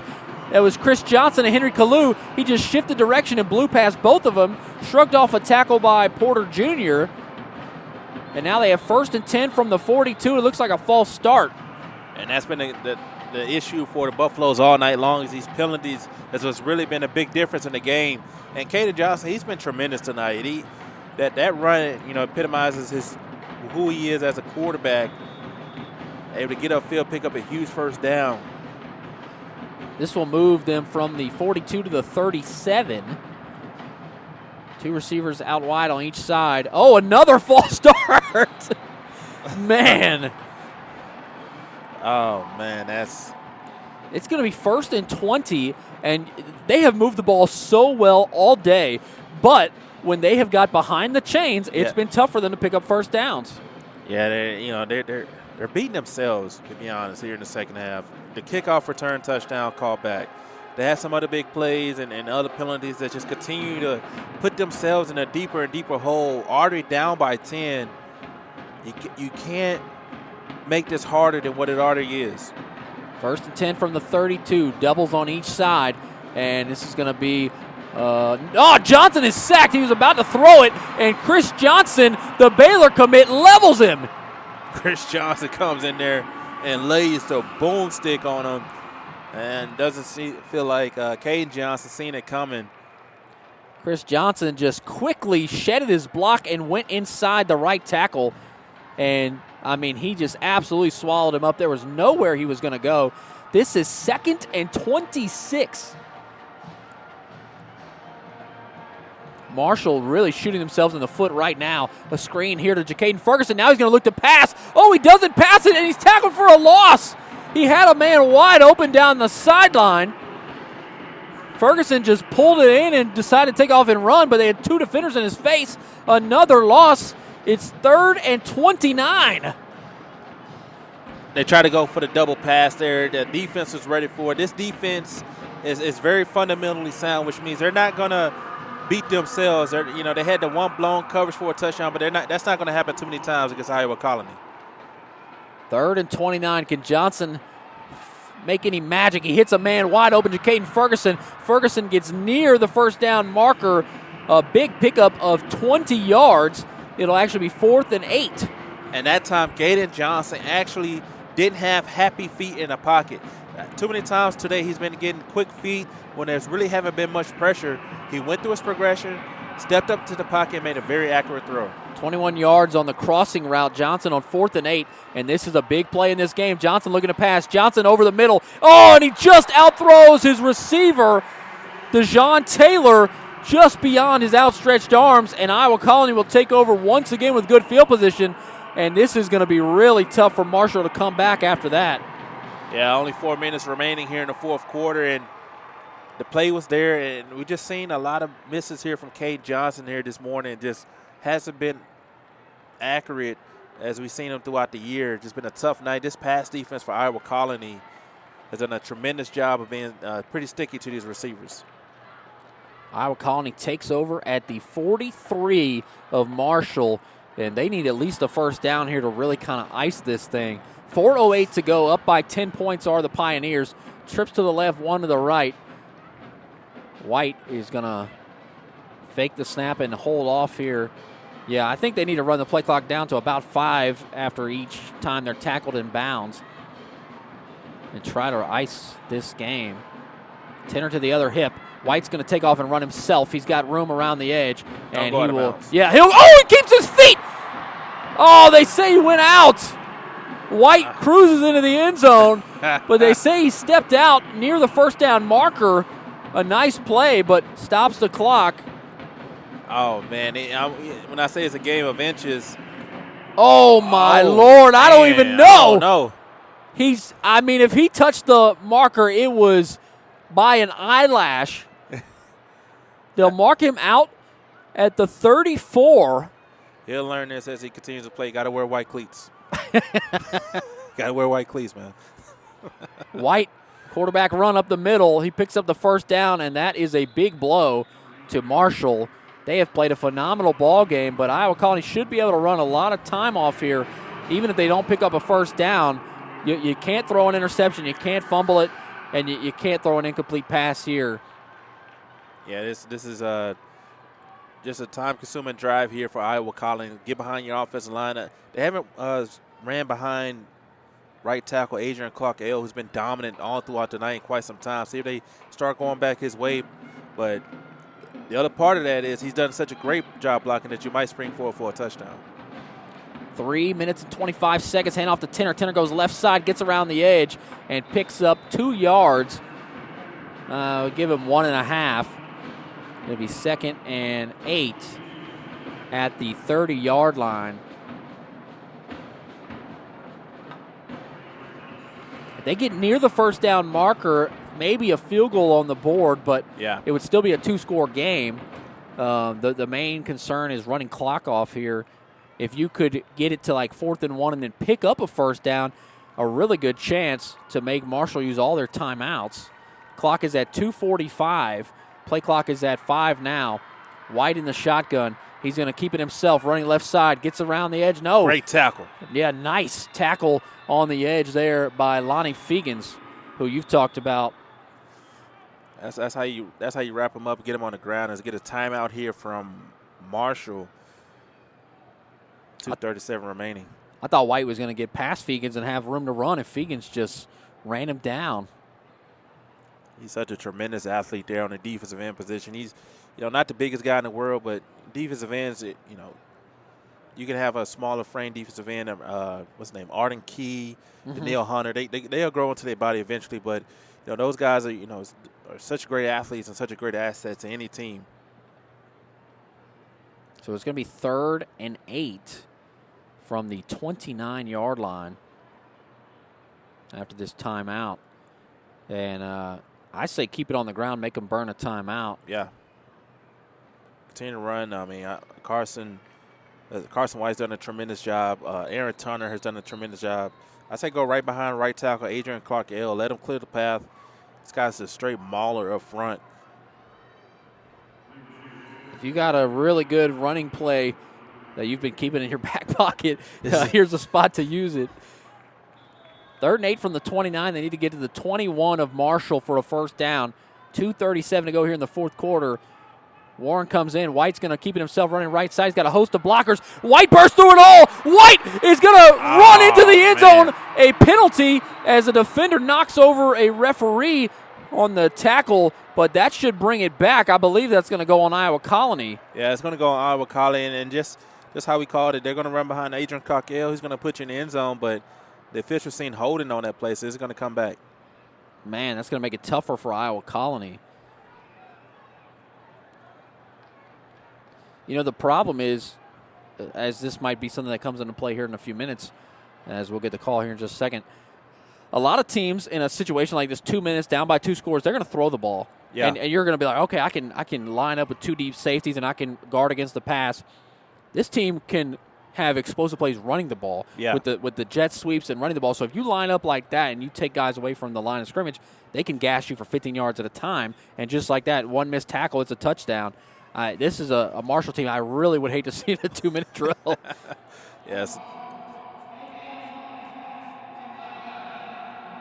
10-yard penalty will move him backwards from the 29 to. Now, here's the thing. It should still be a first down because it occurred after. It should be like 1st and 16, so the officials should huddle this up.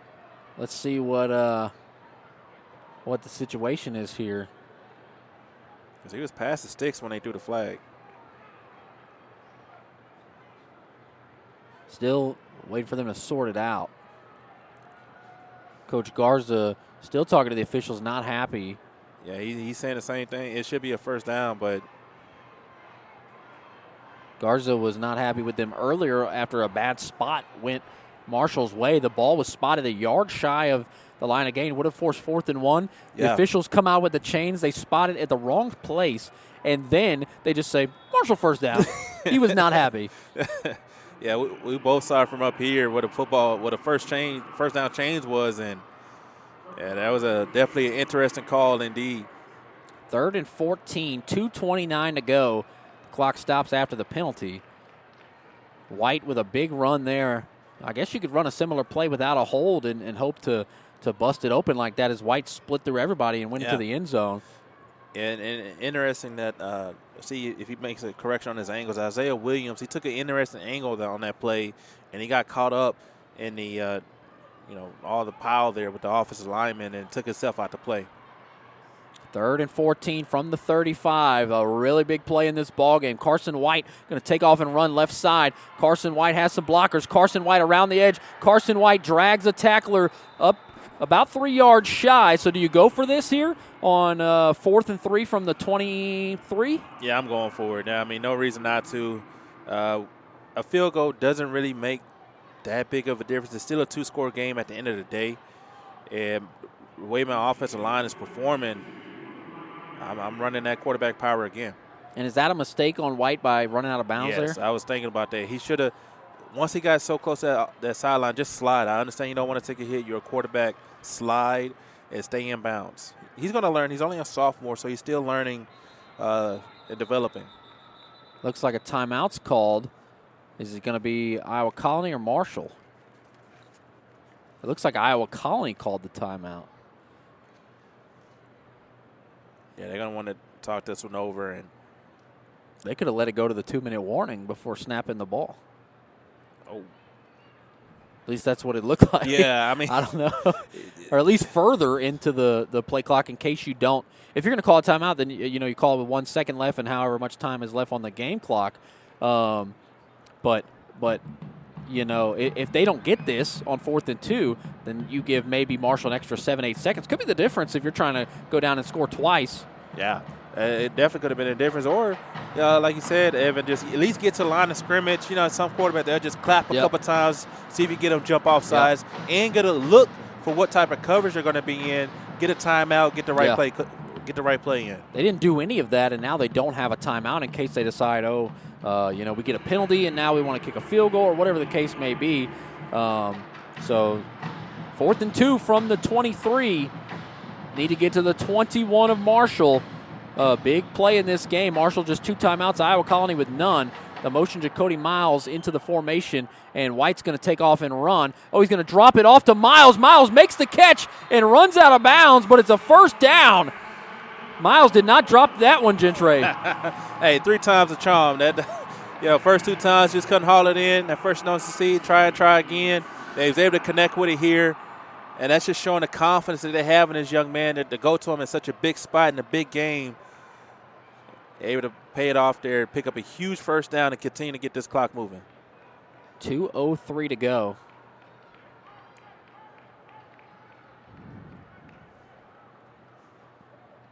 I just realized I've been watching so much NFL football yesterday. I forgot there's no 2-minute warning in high school.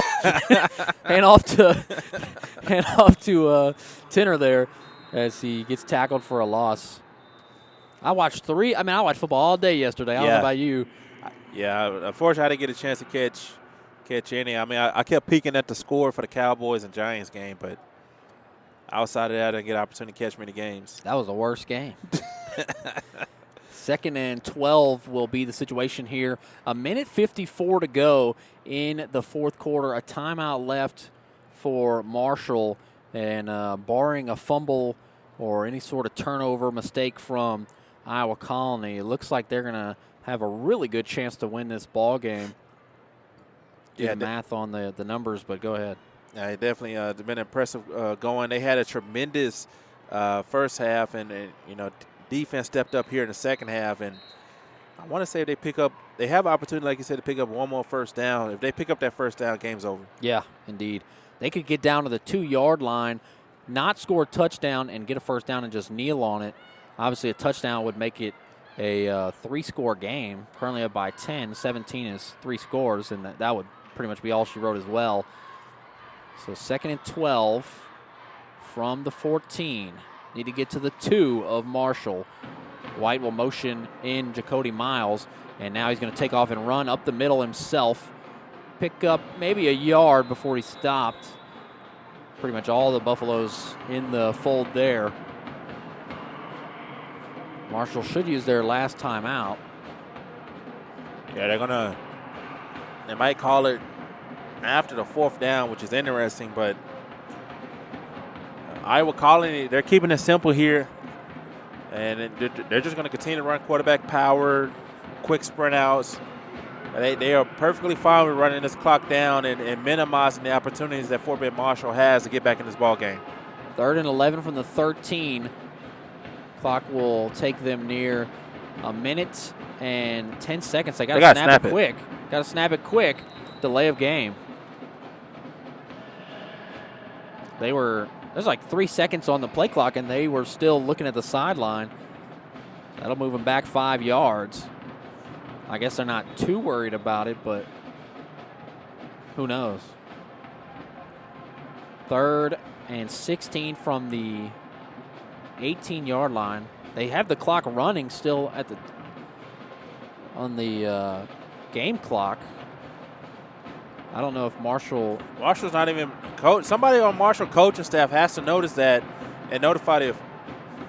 White's running left side. White is going to pick up a couple of yards. It'll be 4th and long, and I'm assuming now Marshall will call a timeout. About a minute ran off there between plays. I wonder if they pull a Dan Lannon in Oregon type situation where they understood the rules and just took the delay of game. Yeah, I'm not entirely sure. That would be a question for Carl Thies, our rules analyst. I thought for sure that they would have used a timeout before that, but they never did, and about a minute ran off, and that's going to really be tough for Iowa Colony. I didn't know you can do that. I mean, that's definitely a loophole. If that is the rules, that's definitely a loophole Iowa Colony successfully exploited. I remember watching that Ohio State-Oregon game, and Danny Lannon, he purposely put 12 guys on the field.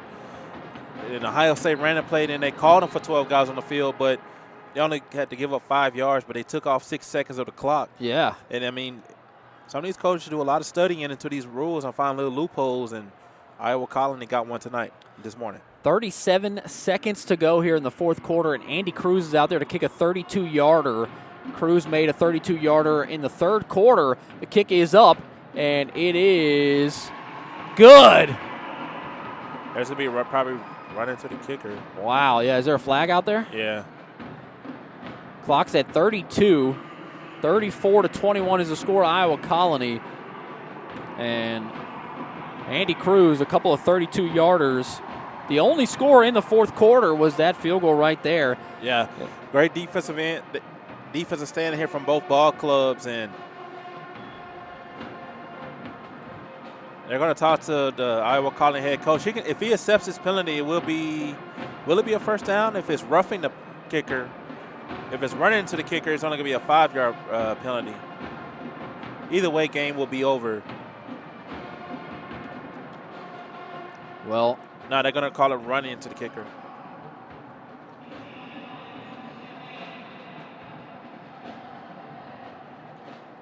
So is it going to be enforced on the kickoff?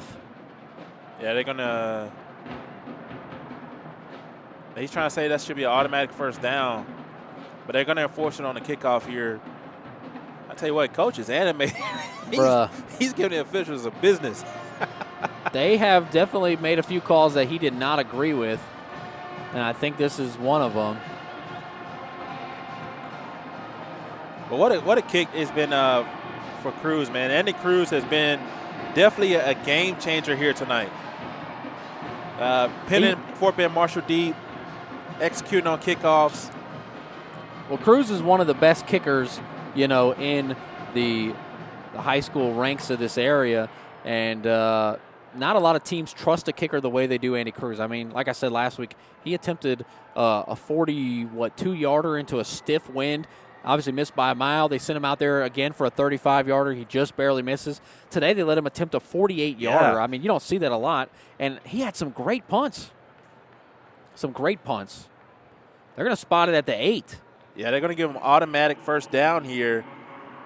So that's going to be gain. They're going to need this out. It's 31-21. The field goal wiped away.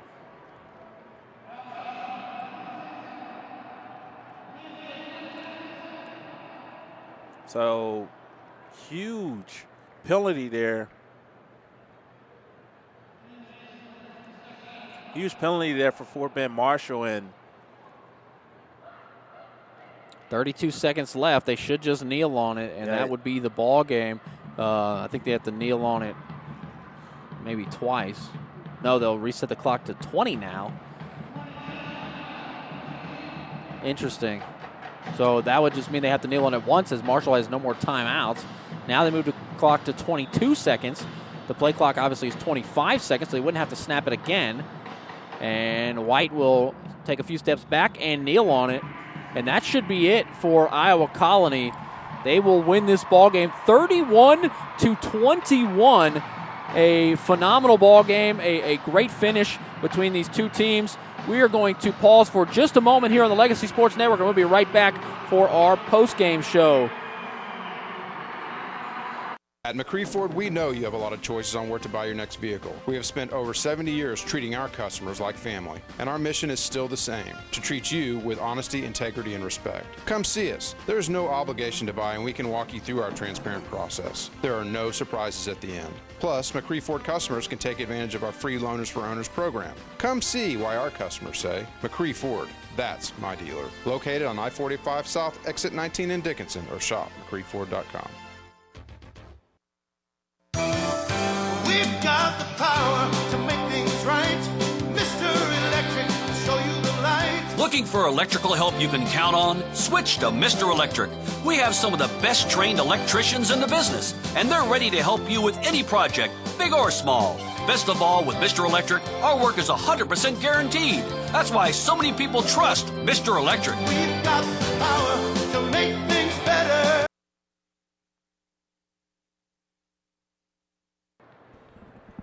Welcome back into NRG Stadium. Evan Geiger and Gentre Williams. Iowa Colony wins it 31-21. A lower scoring second half, and Iowa Colony pulls it out. A 10-point victory. They were outgained by Marshall. They made some mistakes, but really, all in all, Iowa Colony comes away with the victory. What were your final thoughts? I was just very impressed with Iowa Colony and their execution there in the first half. They had the explosive plays there to start things off, but come the second quarter, they really leaned on their defense and Andy Cruz. Andy Cruz did a great job tonight of changing field position, and he pinned Fort Bend Marshall deep about 3-4 times where they had to drive the entire length of the field. And when you have a team down by as much as they do, and you make them drive the field, it just shortens the game, and it keeps your offense fresh. So a great overall game here for Iowa Colony. Yeah, we're here on the Hotze Health and Wellness Center post-game show, transforming lives naturally, Hotze Health and Wellness Center. And I got to ask you, Gentre, we got to talk about our Challenge Office Products player of the game. Challenge Office Products answering your call for dependable service. Who answered the call for dependable service for Iowa Colony? It's a tough one. I said this young man's name a lot. I'm going to go with Adrian Clark-L, the right tackle for Iowa Colony. Anytime that they needed a big-time run or a big-time play, they ran behind him, and he was just straight-up mauling defenders up front. I never seen him get beat all night long. I know the offensive line don't get much love as for players of the game, but he had an excellent performance tonight. I know Carson White did his thing, but Adrian Clark-L, man, that kid was dominant. Carson White, I think, is the clear choice for me, but I don't know. Jaden Warren, the 90-yard kickoff return, the 30-yard reception for a touchdown where he made a really nice move, broke a tackle, juked a guy, and went into the end zone. 2 touchdowns, back-to-back weeks with 2 touchdowns and well over 100 yards. I got to say, co-player of the game on my end, White. Co-player of the game, Warren. Those two guys really, I think the 90-yard touchdown return was a backbreaker. Yeah, that really broke this game wide open, and it changed the complexity of the football game. Fort Bend Marshall, I watched your sideline when he took that to the house, and those guys, they looked a little deflated. It definitely took the air out of the stadium. 31-21, Iowa Colony beats Marshall. I'm going to tell you real quick, attention football fanatics, don't miss out on the opportunity to be a part of Texas football history, where dreams are realized, legends are born, and where unforgettable moments unfold before your very eyes. Mark your calendars right now for the UIL State Football Championships, December 18th through the 21st at AT&T Stadium in Arlington, Texas, where the best teams from 6-man to 6A leave it all on the field in the hopes of being named champion. For the latest updates and ticket information, head over to uiltexas.org/football. Again, that's uiltexas.org/football. The UIL Texas High School Football Playoffs on LSNSports.com is a production of the Legacy Sports Network. Any rebroadcast or retransmission of this game without the express written consent of the Legacy Sports Network is strictly prohibited. Announcers are paid by LSN Sports. Evan Geiger and Gentre Williams as Iowa Colony wins it 31-21. We will give way here in just a bit for North Shore and Katy. Rick and Carl will have the call here on Legacy Sports Network. If you got nothing to do or you're a North Shore fan, definitely tune in and listen to that ball game. Gentre, thank you so much for calling the game with me. It's been great, man. At NRG. A great experience, man, and it's one for the ages. Yeah, first time for both of us calling the game here, and it was a great ball game. Iowa Colony wins it 31-21. They will play the winner of Randall and Brenham, who plays tomorrow. If you're an Iowa Colony fan and you want to see how that's going, you can listen on Legacy Sports Network. We'll have that call from Waller ISD Stadium. 31-21, Iowa Colony wins and moves on. That'll do it for us here on the Legacy Sports Network. Have a great rest of your day here on Black Friday.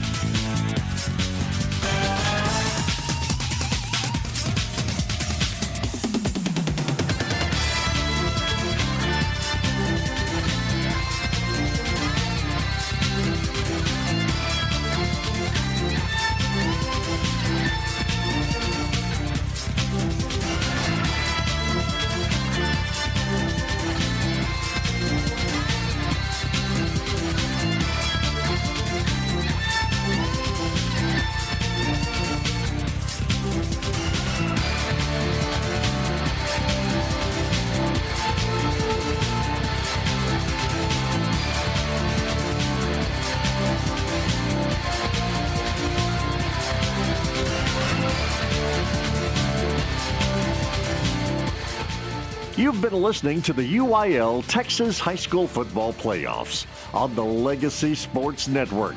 Copyright 2024.